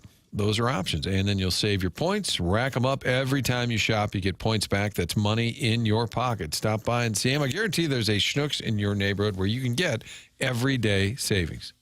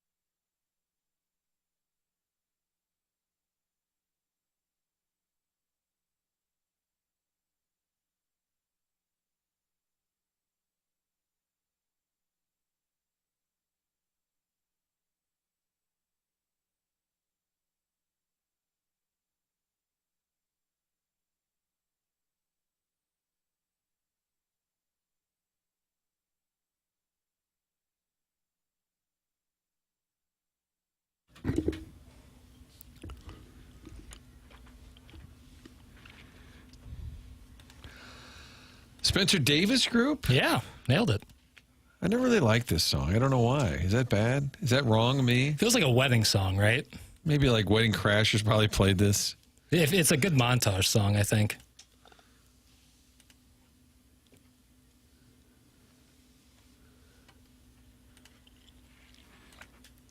We'll take your jukebox soundtrack thoughts. I do need to get better track of the randomness of this show, Doug. The amount of topics that are covered. Well, here's one that's bothering me because we got Wimbledon on one of the TVs in the studio. The way the scoring, the 15, 30, 40, and you know where that comes from? Ooh, no, give us a history lesson. It's it originated in the early days of tennis. The scoreboard was actually a clock, an old-fashioned clock, and you win the first point, and they moved it down to 15. Second point, they moved it to 30. Next point, they moved it to 45. Then they realized if there was a tie at 45, they could never get to 60, so they moved 45 down to 40. Then when you win 2 more points, you go to 50, and the game's over. Yeah. I never knew that. So based on the clock that we're used to, 15, 30, 45, I never knew that. This is crowdsourcing. What about love? Love being... the term love, I didn't look that up. Sorry, that was look it up. I thought when Doug said he wanted to talk Wimbledon, I thought he was off air. Grouchy Doug said, "Oh, for God's sakes, it's called the Gentlemen's Semifinals." Yeah, that's what they're putting up there. It says on the screen. Gentlemen's. Stop it with that. Well, sorry. Comes from the French word "louf," which means egg. Nice. 0 looks like an egg. Okay. That's taking it too far, You too. don't like that? No. So you think that all of this is overhandling? Well, the Gentlemen's Semifinals is nuts. That's got Masters elitism written all over it. Stop it. But don't you think the Brits have a greater claim to this sort of... Probably, yeah.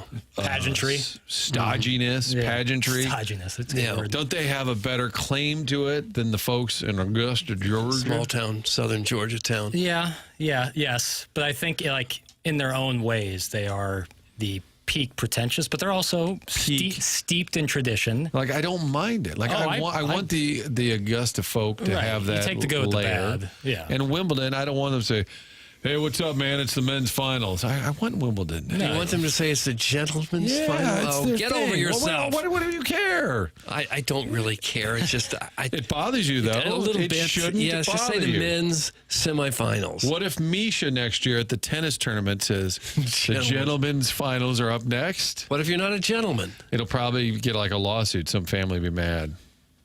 Can't have gentlemen's finals. You're just assuming he's a gentleman. Wow. What do they call the ladies? Is it women's semifinals? I think it Is there is the some lady for? women's. Okay. I think so.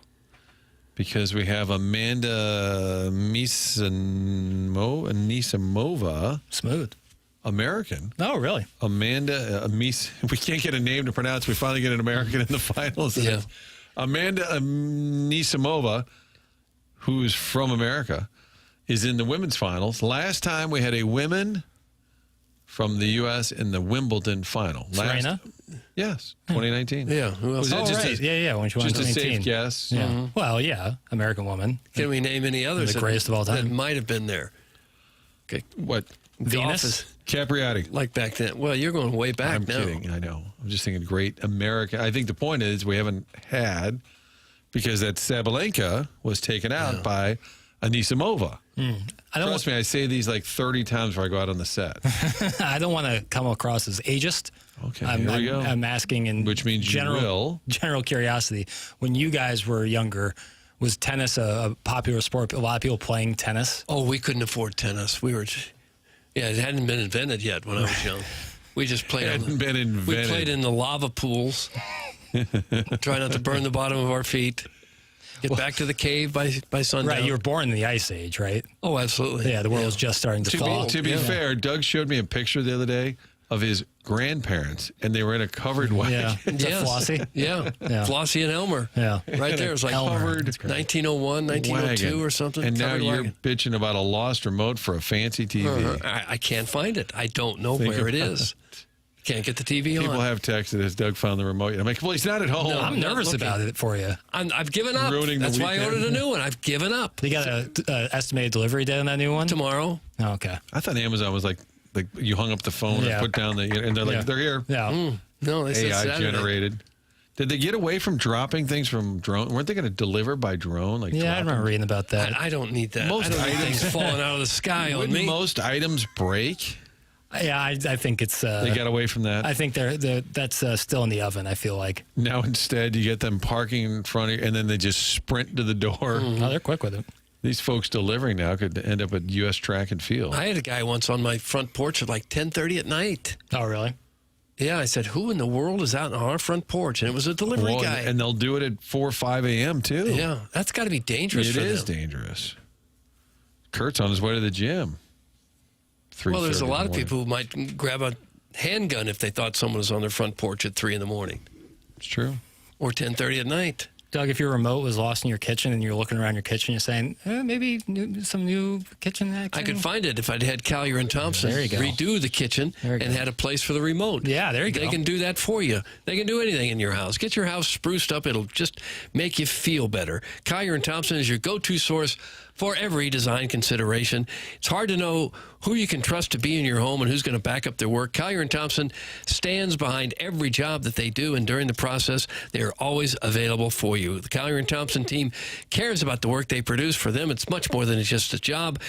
They take great pride in everything that they do. They've got all kinds of 5-star reviews. Why, here's one from Robert. He said they treated him like family. Everyone was professional, informative, and detail-oriented. We are not just customers. We were treated as close friends and family, and they always treated us with great courtesy. That's how they do it. At Collier and Thompson, they've been doing it since the 1950s.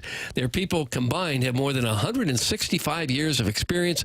Bob Strati and Carolyn Beard, the owners there, they've owned it for more than 20 years now. They do kitchens and bathrooms and basements and wine rooms and man caves, bars, accents, you name it. Anything in your house that needs redoing, Collier and Thompson can do it. And do it now while you still live there. Don't just fix up your house so you can move and then let the next guy enjoy it. Do it while you're still there. That's the way to go. Collier and Thompson got a great showroom. You get all kinds of great ideas from there. They're designers. Everyone at Collier and Thompson, just absolutely top of the line. Collier and Thompson is on Manchester and Baldwin next to Uncle Bill's Pancake House.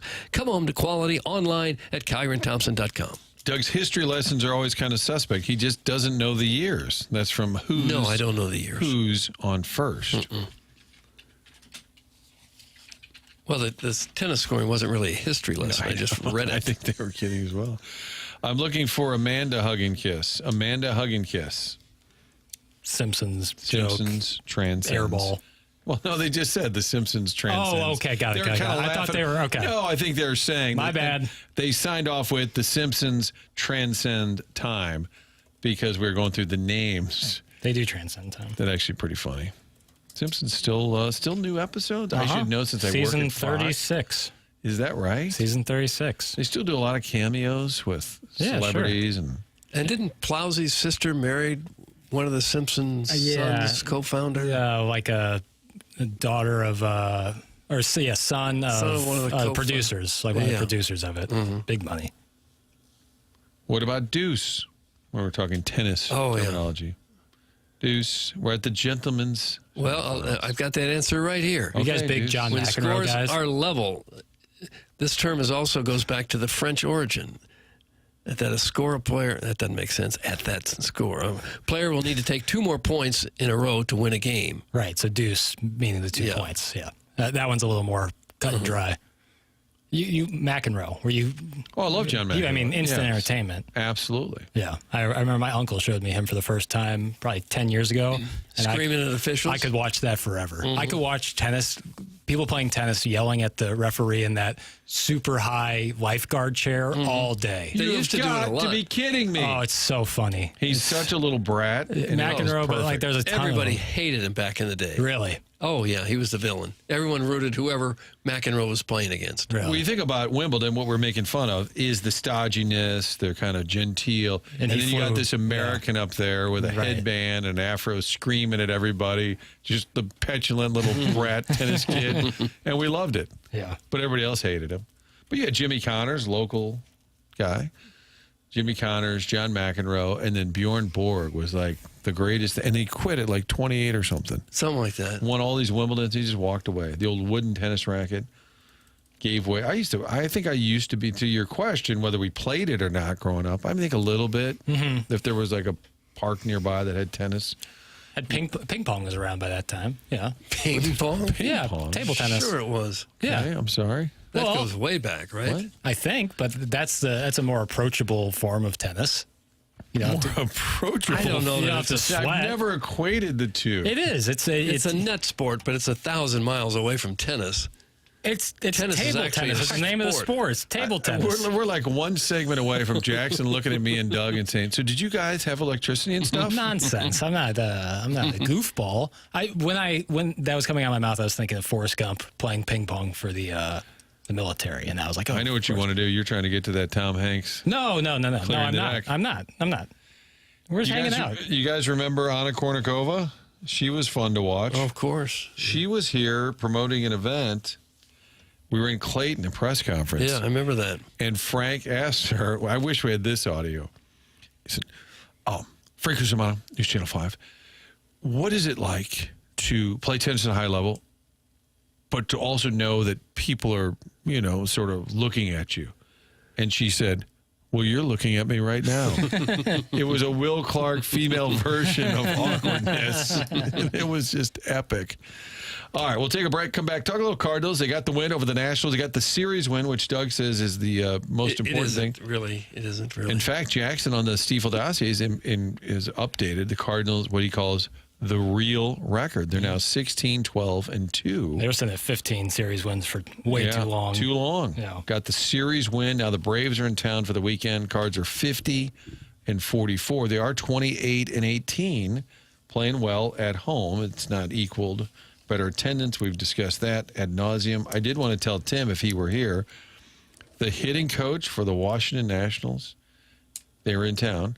Darnell Coles. Oh, yeah. Which is one of Tim's favorite names just throughout there. Absolutely. And I think it dates back to, he played for the Cardinals for like a week or a month. Yeah, a cup of coffee. And then Fox Midwest, one of their post games one year, postseason coverage, they used Darnell Coles as like their insider. And we're like, of all the former players.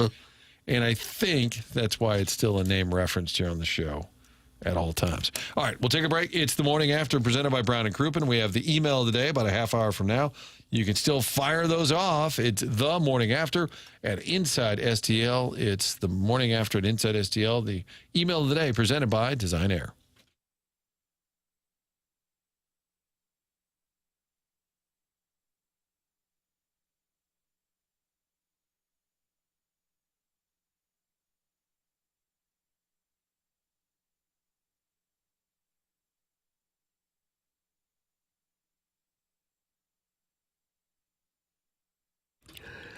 TMA is brought to you by St. Louis-based Stifel, a leading wealth management and investment banking firm. Stifel is the firm where success meets success and has been since 1890. It was founded in downtown St. Louis in 1890, same street the company is headquartered on today. Proud to have called St. Louis home for 135 years now.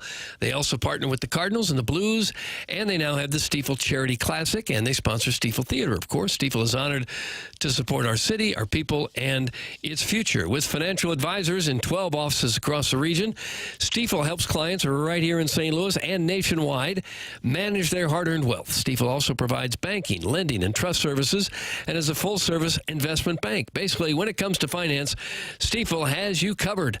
As one of the fastest-growing wealth management firms in the world, their tagline is, where success meets success. It's no wonder they've decided to partner with a winning program like this one. Stifel Nicholas and Company Incorporated, member SIPC and NYSE.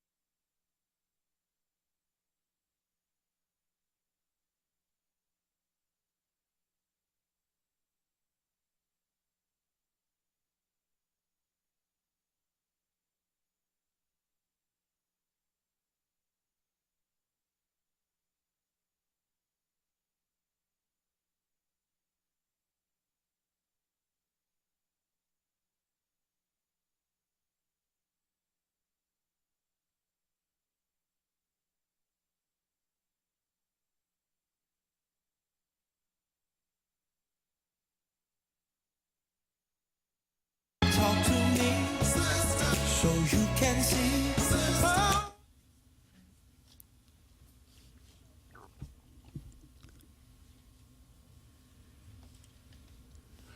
Love Marvin Gaye. Oh, yeah. One of the best of all time. Mm-hmm. For a number of reasons. Rolling through that Big Chill soundtrack, Jackie Papers stumbled into our music theme here. Sometimes it's bangers, sometimes it's birthdays. I played The Wait by the band. Which you can never go wrong. And I was like, man. And then obviously Big Chill came to mind. I was like, oh, heard it through the grapevine. And at that point, I was like, you know what? Let's just run through the Big Chill soundtrack. Didn't Marvin Gaye's dad kill him? Yeah, I think so. Get stabbed by like his father? Oh. Was he stabbed or shot? We'll take your calls. And Sam Cooke was murdered right outside of a hotel. Yeah, it's brutal. If you ever go through the catalog of Sam Cooke, It's unbelievable. Oh my God! He's Might do that today. Nothing better. Listen to a bunch of Sam old Cooke records. Get that. Find your old iPod with the brick with the battery pack on the back, and just roll through that. Wait, I can picture myself still going to the treadmill at the gym and my just short pocket just hanging down because that thing weighed 20 pounds. The iPod with the charger connected to it. Teammate brought to you by Brian and Crouppen. Email today coming your way in about a half hour. We're here till 11 o'clock. BK and Ferrario on deck. Tim back from vacation next week, I think on Tuesday. We're doing our best, right? I think Tim, we're doing great. Yeah. We're just doing our best. That's all I we was can looking do. at Marvin Gaye stuff. If you've never seen his national anthem he sang at an NBA All-Star game way back when, check that out on YouTube. It's the greatest amazing. national anthem you'll ever hear. Yeah. We played it. I can't remember. We played it in New here. Jersey? Sounds right. Newark? I thought it was in the New Jersey host. It doesn't matter. It just doesn't matter. No, I don't know. Where was that, Doug, when he said? I wanted to say it was the Nets were hosting. I don't remember where it was. I thought you were on the page. Jeez. Well, it doesn't. It's not giving me that national. It just made me think of that national anthem. Okay. Yeah, it's amazing. You type in Marvin Gaye, the first thing that comes up, national anthem. Is it? Yeah. Oh, yeah, because it's so good. Okay. All right. Famously sang the Star Spangled Banner at the 1983 NBA All-Star Game. The event took place at the Forum in Inglewood, California. Like I said, it was at the Forum in Inglewood. God, there's a lot of text that just this show's all over the place. That's right. And then the text line often reflects that. Sure. All over the place. Big day for Jackson. A lot of people saying thank you, shout outs because he's been changing names. This is your cutoff here for the month of July. If you want to get in on the inbox, you want a name change, or you want your text to have a name, this is it. The text line is 314-399-9646. Cards beat the Nats on Thursday night. There was a big crowd. Somebody did text us earlier. Shout out to the local kid, Drew Millis, who is from Belleville, went to Belleville East. He also went to Wolf Branch Middle School, principaled by one Jeff Burkett. Oh, did we talk about this? No? Dad's his principal. Is that right? Mm-hmm. Yeah. Drew Millis, catcher for the Nationals, played at Missouri State, and he's been with the Nats the last couple of years, been up and down. I think he's played about 30, 40 big league games, but he was with the Nats last week, and then he got sent down over the weekend. And he knew they were coming to Busch. Like, oh, my God, are you kidding me? And then Sunday night, he got called back up. We did a nice piece on the 2 Fox last night. Shout out Kevin Ryans. Talked to mom and dad what it's like to be there. And he talked to Drew, who said, man, I went to games at Busch as a kid. I love Yadier Molina. So he got the start last night. He had a great, really good defensive stop, and he got a base hit as well. And then Jackson, it's named the pitcher for the Nats that's from Rockwood Summit, Rutledge. Oh, my gosh. If it was Jackson, I probably would have remembered it. But so we had 2 local kids in town. Nonetheless, Cards win the game, win the series. Braves are here now for the weekend. Cards currently 5.5 back in the division, 1 back in the Wild 3, which is Giants, Padres, Cardinals, all of them currently fighting for the 1 spot. You're 1 behind San Francisco. Ollie Marmol talking about Miles Mikolas. Clearly it was a bounce-back start and then some. Had everything working, stayed out of the middle. To your point, I think retired 13 in a row or so. Just did a really nice job, man. A lot of comebackers, a lot of ground balls to first, a lot of soft contact. It was the changeup, especially against this lineup with as many lefties that are in there. Changeup was a really good pitch for him. Threw 12 of those, 11 for strikes. The sweeper was a good one. Used it appropriately. Got the punch out on Abrams with that. So I thought he mixed well enough to keep them off balance, and we needed it, man. We talked enough about it. We needed him to have a bounce back type of an outing, and that's exactly what he did. Base hit. By the way, Jackson Rutledge, his first name is Jackson. Nice. The pitcher for the Nationals. He went to Rockwood Summit. He was a first-round pick. Super cool. A few years back. So Miles Mikolas, 5 2/3, 2 hits, and struck out 6. Had him chasing there, Doug. Had him guessing. Eric Fedde is going to pitch on Saturday. I think people saw that yesterday, thought it was an Onion headline. And I guarantee Derek Gould probably thought he's just reporting the facts. Right. It's the greatest clickbait you could possibly have. Right, and this is coming out before Miles Mikolas' start. Correct. Before the win. Right, so the timing of that's pretty bad because, what is this organization even doing? Like I said, for Mikolas, this was his 3rd chance to get it right. 2 bad ones in a row. Here's number 3. Got it figured out. Fedde's had the 3. They're going to roll him out for a 4th. Don't get it. Just don't get it at all.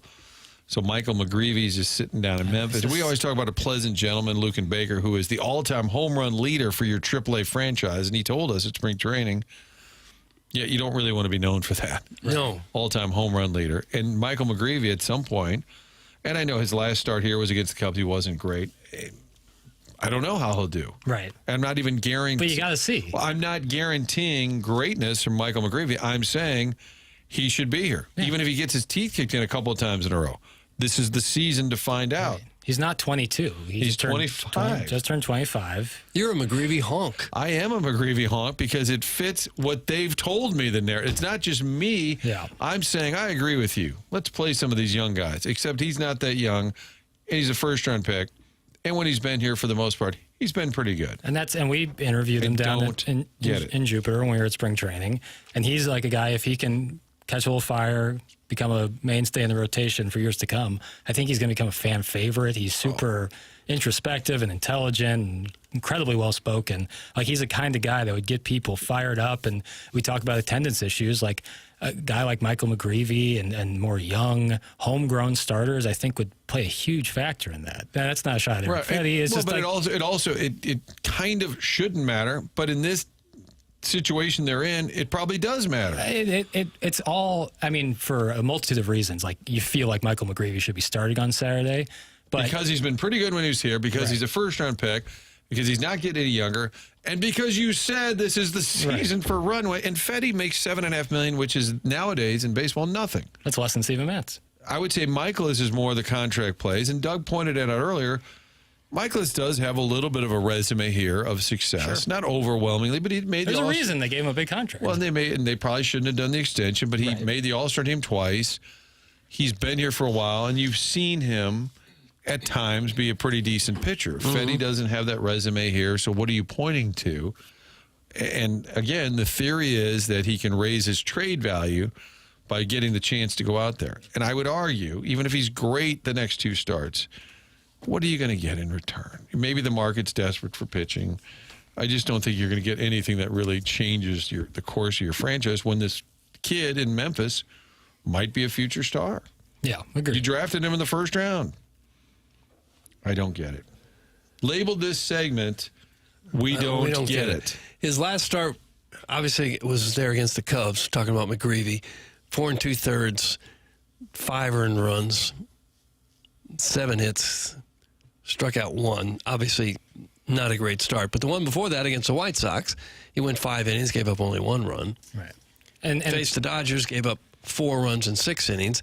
There you are. That's the difference between facing 2 of the better clubs in the league and one of the worst. I think looking at the big picture as well, and maybe this is an obvious point to make, but when you talk about if you're someone out there who complains about the Cardinals and the way they spend money, I think a part of it over the last couple of years is because you've had to spend, $10 million a piece for some of these pitchers who are over 30 or sometimes over 35, who you're paying $10 million to for 1 year to essentially eat innings. And you could have, 3 starting pitchers who are homegrown making a lot less money, and you can spend that elsewhere, like spending money on rental pitching is, I think, growing a little tired for most of the fan base. Certainly for me.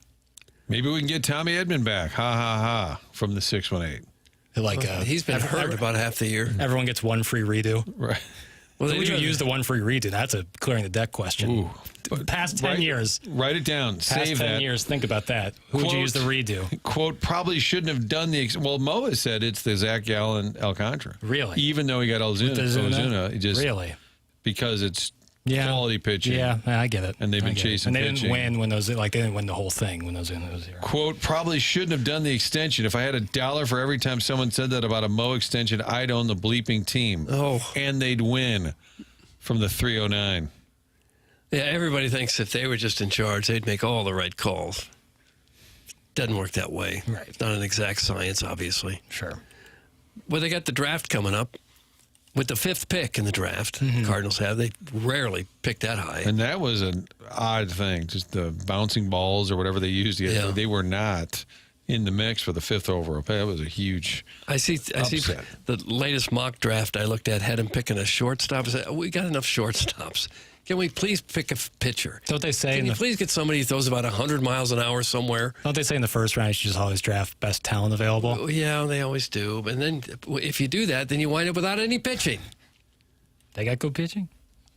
And the last few guys they picked, I mean, I guess Weatherholt is performing very well, but the outfielder the year before, haven't heard his name Chase since Davis? they picked him. Yeah. I think he's still... Springfield-ish? Yeah. Okay. I think Josh Baez, he's been... showing a lot of power. Jordan Get Walker some homered last pitching. night in Springfield, Doug. Think about it. Okay, there's another minor league home run. If we don't get Ozuna, we don't get to see the Gold Glove defense and the home run robberies. Remember him climbing the wall? Maybe the greatest wall climb. It's really, like, if you were to make top 5 Cardinal moments of the last decade... That's got to be one of them. That's got, like, honorable mention. Climbing the wall. Look at the catch I'm about to make. Oops. The ball barely got to the warning and it track. was not a graceful dismount. No. Somehow he was a Gold Glover the year before in Miami. What in the world?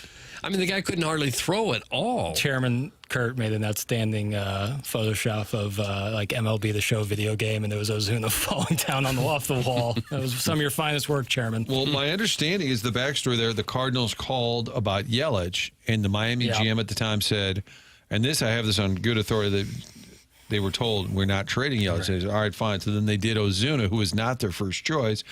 Stan was their first choice, right?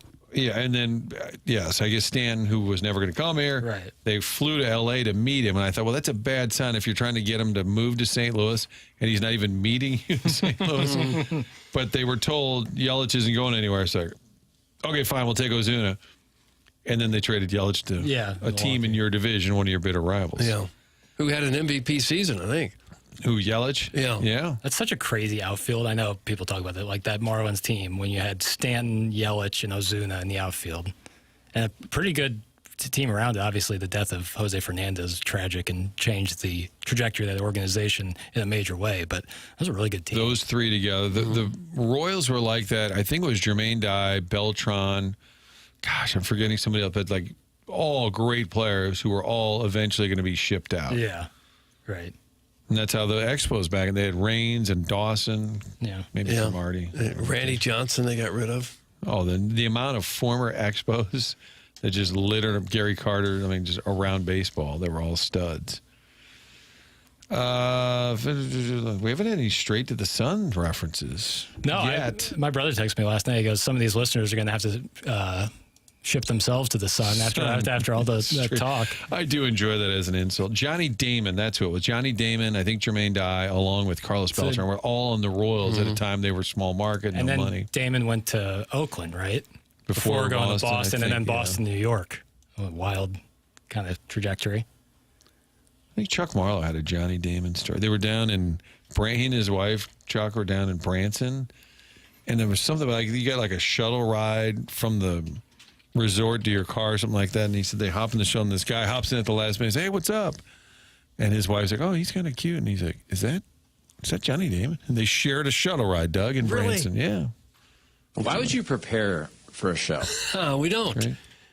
Damon had some good years in Boston. I'm a solid St. Louis 9. I don't know that you are, Chuck.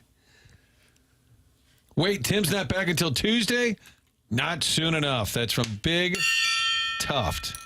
Big Tuft, I would say, is a pretty loyal lemming. The playoffs started today. The Blues would play the Blackhawks, who knocked them out in the first round last season. That was the stand-up, you could tell. You couldn't think of what else to say, so you just go to the schedule. Very few people can be on local news. This is true. It's a little less true, maybe this. And now it's just about anyone they can get. Oh, No, Doug, that's not fair. no, that's not you're fair doing a at all. fine job. Jeez, You're doing stop, a fine stop. job. Doug Spunyon said you pick the best available player, and then you can trade them down the line. Okay, so we have draft experts texting into the show. That's just always what I've heard. And how's that working out? If you don't get top pitching, then you don't. If you don't draft top pitching, young pitching, it's hard to ever get it. Chasing it. Chase Davis has a 38% strikeout rate. All right, so he's ready. Okay.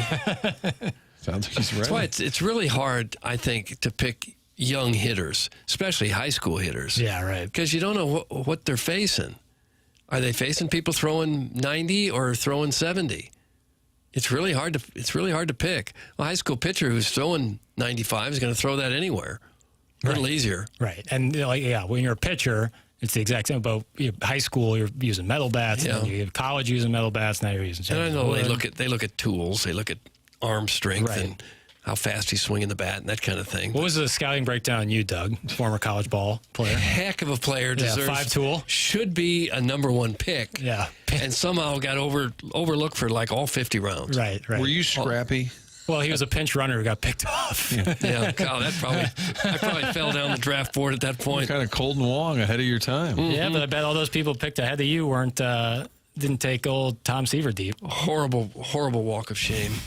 I thought you were setting him up for a commercial, the way you were talking. I've heard you say. But I'll set up Tim to talk about our friends at 100 Here's West Tim, Big Dental. Tough. Here's Tim. 100 West Dental is online at 100westdental.com, and you can find them on Manchester in Baldwin with Dr. Brandon Pryor and his team at 100 West Dental. 100westdental.com. You don't even need to pick up the phone and call them to schedule an appointment. Just go online, open up that calendar, and in you go to the time that works for you. I have been to those 100 West Dental offices. Super impressive.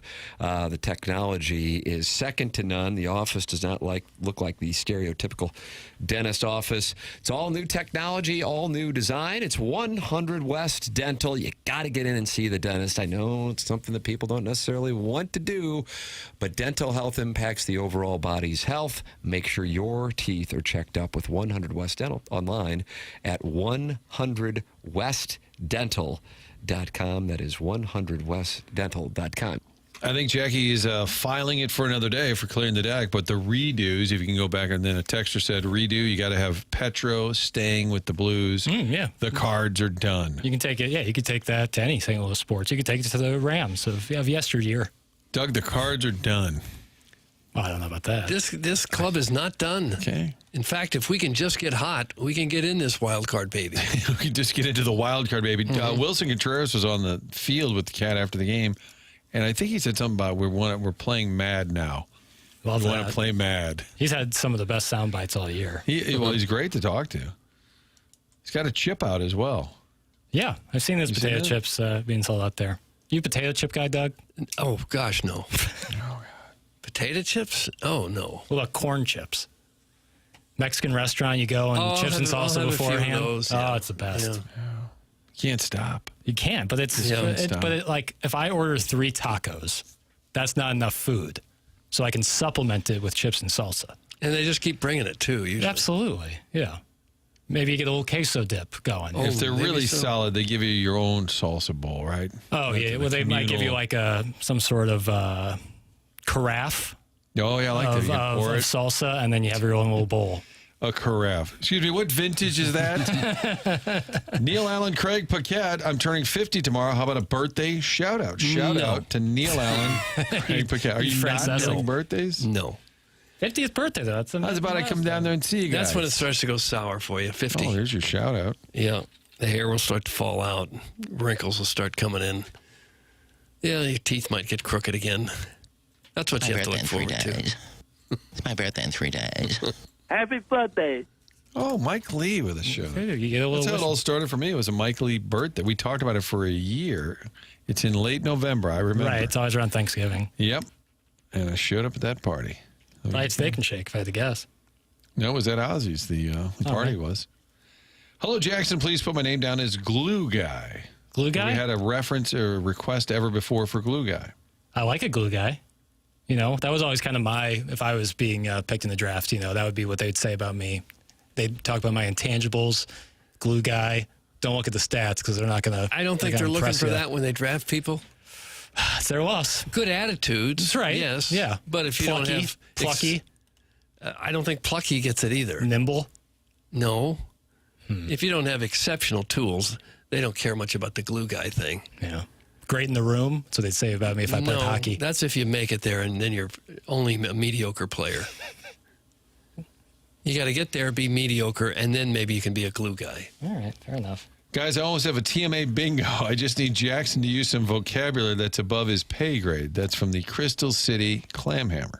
Carafe is kind of a. I think carafe. I dig nice pretty try. deep in my bag for that one. You were dancing. That's like a word I haven't probably said in 4 years.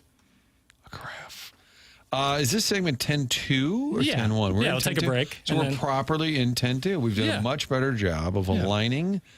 We get a little sideways now and then. But before we do go to break, and before we do the Design Air heating and cooling email today, I do want to tell people about the giveaway that we're giving away for Major League Pickleball for our Design Air heating and cooling email today. 101 ESPN has your shot to score a pair of 4-day passes for Major League Pickleball, sponsored by Stella Artois, next Thursday, July 17th through next Sunday, July 20th at Chaffetz Arena. It's hosted by the hometown St. Louis Shock. This event will be the largest indoor pro pickleball event ever. And 101 listeners can also get a special discount on single-day and 4-day tickets by using the code WXOS. Find out all the details and a bonus chance to win free tickets for Major League Pickleball at 101ESPN.com or on your 101 mobile app. That's the giveaway for today's Design Air Heating and Cooling email today. And that email today is coming up right here on TMA. The Morning After, brought to you by Brown and Crouppen.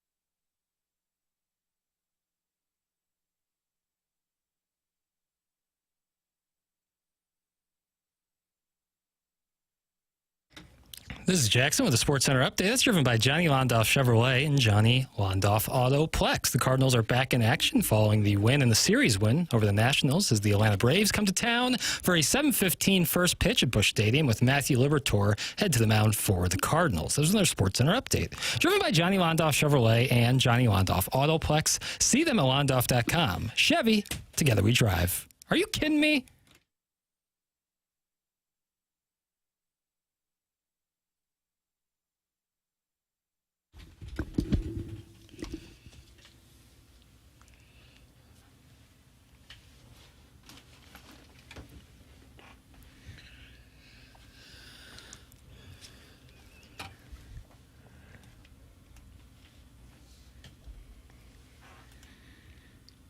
Have we talked about the fact that CCR is from Northern California, but every song is about the bayou? Doug, have you got to the bottom of that with your history lessons? I'll look it up. Change my name to Doug's History Lessons. I love CCR. Before the window closes, could Jackson officially make my moniker Big Bad, please and thank you? Is Big Bad taken? I'm also going to give another grace period at the beginning of next week. Whoa, really? Yeah. Why? Because you've been too busy? Well, it's tough. I haven't been as locked in on it as I usually am, and I want to make sure people get their names in there. So there'll be a little grace period next week. So if I don't get to it today, just know it'll come. Whatever happened to Jackson being the ad man for Lee's Fried Chicken? Well, that was during the Battlehawks season. Yeah. It was a Battlehawks tie-in. Lee's famous chicken. Sorry. That's right. Oh, boy, they had some good chicken. Still do, yeah. And very famous for it. Good work this week, boys. Thanks for the entertainment. That's from Moe's Hidden Gem. Okay. Okay, I don't know how that one got mixed in there. That's an upset. Let's see. Did you guys all know that Bib Netanyahu grew up a Philadelphia Eagles fan? Go Birds.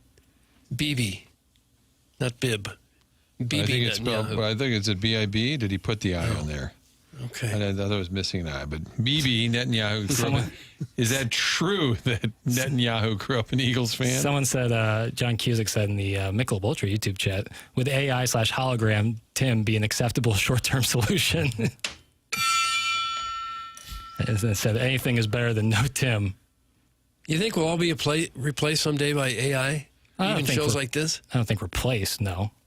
This is a tough one to generate as an AI show. Yeah, I don't, yeah. The AI version will be like, welcome back to Big Blonde Grubville Clamor. And you just shake the dice and they just kind of get it all jumbled I don't know. together. I suppose AI, you could have sports hot takes.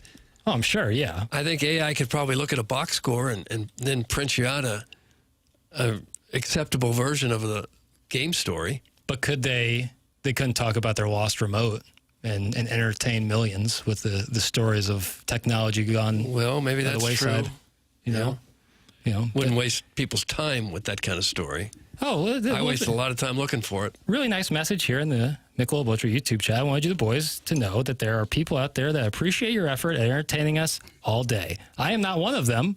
I thought about a couple of times, but there are people out there. That's from Adam Welly. There are YouTube people chat. out there. That's really nice. I'm not one of them, but there are people out there. There are people. Doug, I asked ChatGPT to give me a scorching hot sports takes on the Cardinals. What did it say? The St. Louis Cardinals are no longer a premier baseball franchise. They're just Midwest nostalgia bait clinging to reputation instead of results. That's a take. Ow. Let me put on the mittens. Wow. On the hot tape. But also, that's not bad. That's a. It goes on to say the Cardinal way is now a marketing slogan, not a philosophy that wins championships. They've become the baseball equivalent of Blockbuster Video, iconic in the past, outdated in the present. Oh, my God. I'm telling you, we're all in trouble. Scathing. Wow. They wasted the primes of Goldschmidt and Arenado, handed out legacy contracts like it's a country club, looking at you, Yachty and Waino, and continue to think they can win with 1980s pitching depth in a modern era. And don't even get me started on their front office. It's like they think analytics are a liberal conspiracy. Oh, God. What this thing's better than we are. Last line, the God. Busch Stadium sellout crowds, more loyal than logical. It's a shrine to past glory with a AAA caliber rotation. Okay, it's getting too God, hot yeah, now. Put I a won't governor hear on any that more of thing. it. Oh, my God. That's really good. Hit the e-brake. So, yes, I think we can be replaced. I think so. Wow. But is it an aggregate of a bunch of takes that have taken place out there? Then it asks, too hot, or should we turn up the flame on Moselak's fashion sense next? Oh, I've only got one set of hot take mittens. So Yeah, let's seriously, not, I gotta no more, please. Burn my ears. We're about to do the Design Air Heating and Cooling email of the day, and then BK Ferrari at the top of the hour. But before that, Tim's going to tell us about our friend James Carlton. James Carlton of the Carlton State Farm Insurance Agency is my insurance agent and has been for almost 6 years now. And I would love for James and his team to become your insurance agent as well. Once you make the switch, you will be thrilled. They do all the paperwork for you, and all of a sudden you're going, holy smokes, I'm saving more money than I ever anticipated. That's right. That's what they can do for you. You have nothing to lose by just calling there and talking to James or one of his team members and seeing what they can do for you. And I have gotten so many emails over the years from TMA listeners who said, man, I didn't expect this, but I am saving so much money. And that's what James and James Carlton's team can do for you. It's James Carlton, the Carlton State Farm Insurance Agency, 314-961-4800, or go online at carltoninsurance.net. If your insurance costs a leg and an arm, call James Carlton State Farm. ChatGPT gets the email of the day. Don't even read the others. I was thinking it sounded a bit like an email of the day. That's funny. ChatGPT must be a Cubs fan. It's from Cronky's Cuck Stash. Okay. Enjoy the weekend, gents. Really appreciate all you do to keep the workday rolling. That's from the Sixers. And I was waiting for the hammer to drop, much like there are people out there that appreciate you. Just I'm not one of them. Yeah. No, this was just a straightforward thank you. Enjoy the weekend, gents. Appreciate all you do to keep the work day rolling. You guys have done a great job this week without Tim. Who needs Tim? But then it put question mark. Nonsense. Curb stomp. Tim's back next Tuesday. Was that from John Christ? That would be a call. Oh, yeah. Right? Right. Comedian who was in town saying you can't make fun of the Cardinals. All right, before we get way off line, let's stay on time. Let's do the Design Air Heating and Cooling email today. Dear Jackson, I'm in a bit of a predicament.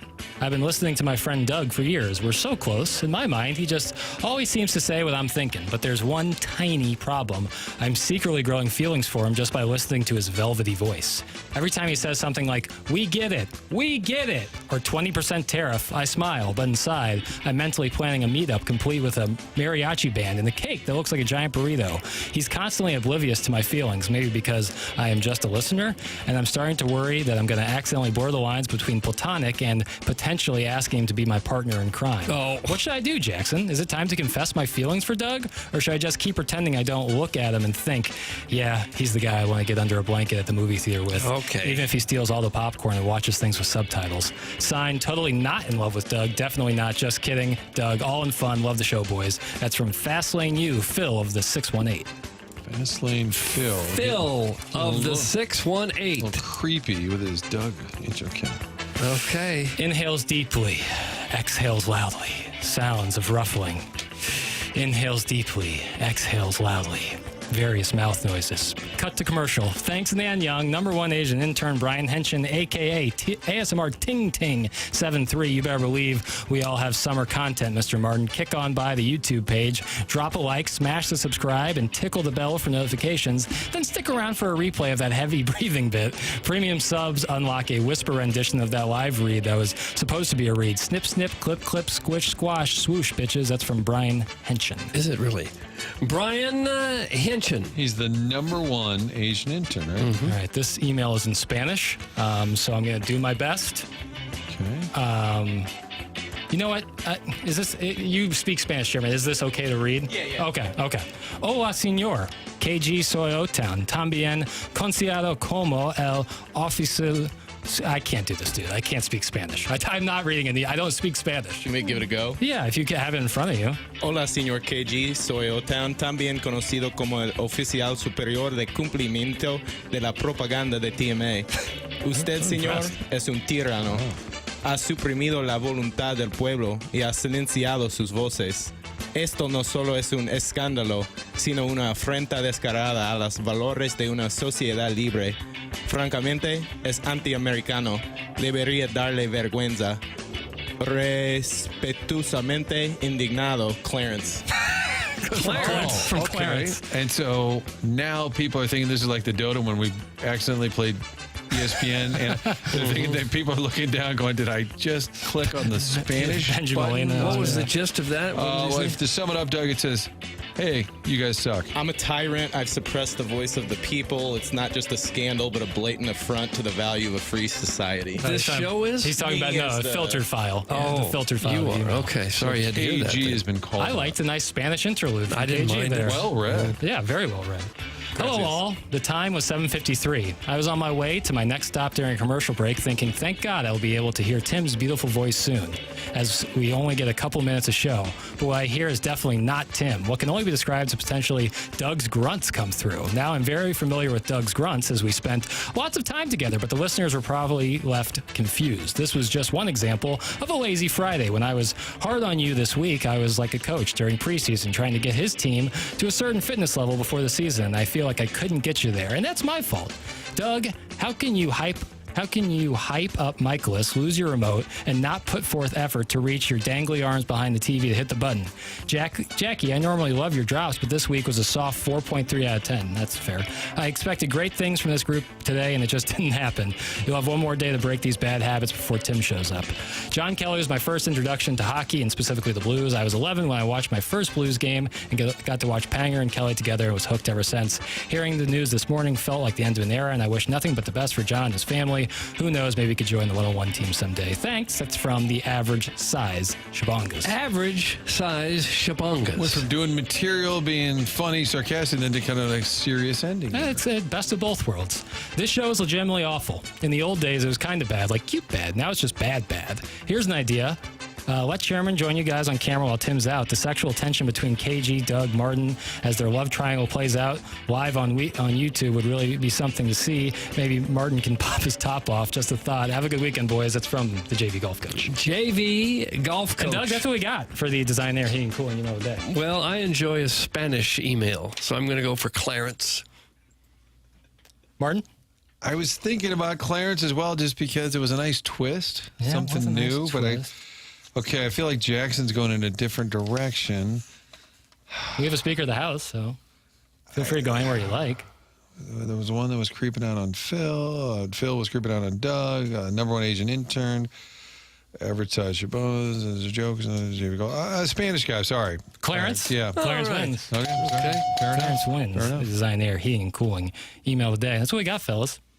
That's all we need. It's a great week. It's not only all we got. That's all we need, pal. It was a great week. Great week. It's about all you could squeeze into 4 hours. Yeah. It was a soft 4.3 on the drop meter. That's a tough one. That's about fair, Because 4.3 is harsh enough, and then it's a soft 4.3. Yeah, like it's even worse. Like they're being generous. They were generously giving you the 4.3. The best take came from Chat GPT. Certainly the hottest. That hurts. That was hauntingly good. It really just nailed all the And that probably spit it out in, what, 30 seconds or less? Less. Yeah, that's crazy. That nailed all the What key a world. points. All right, boys. Well, I hope you all have a great weekend.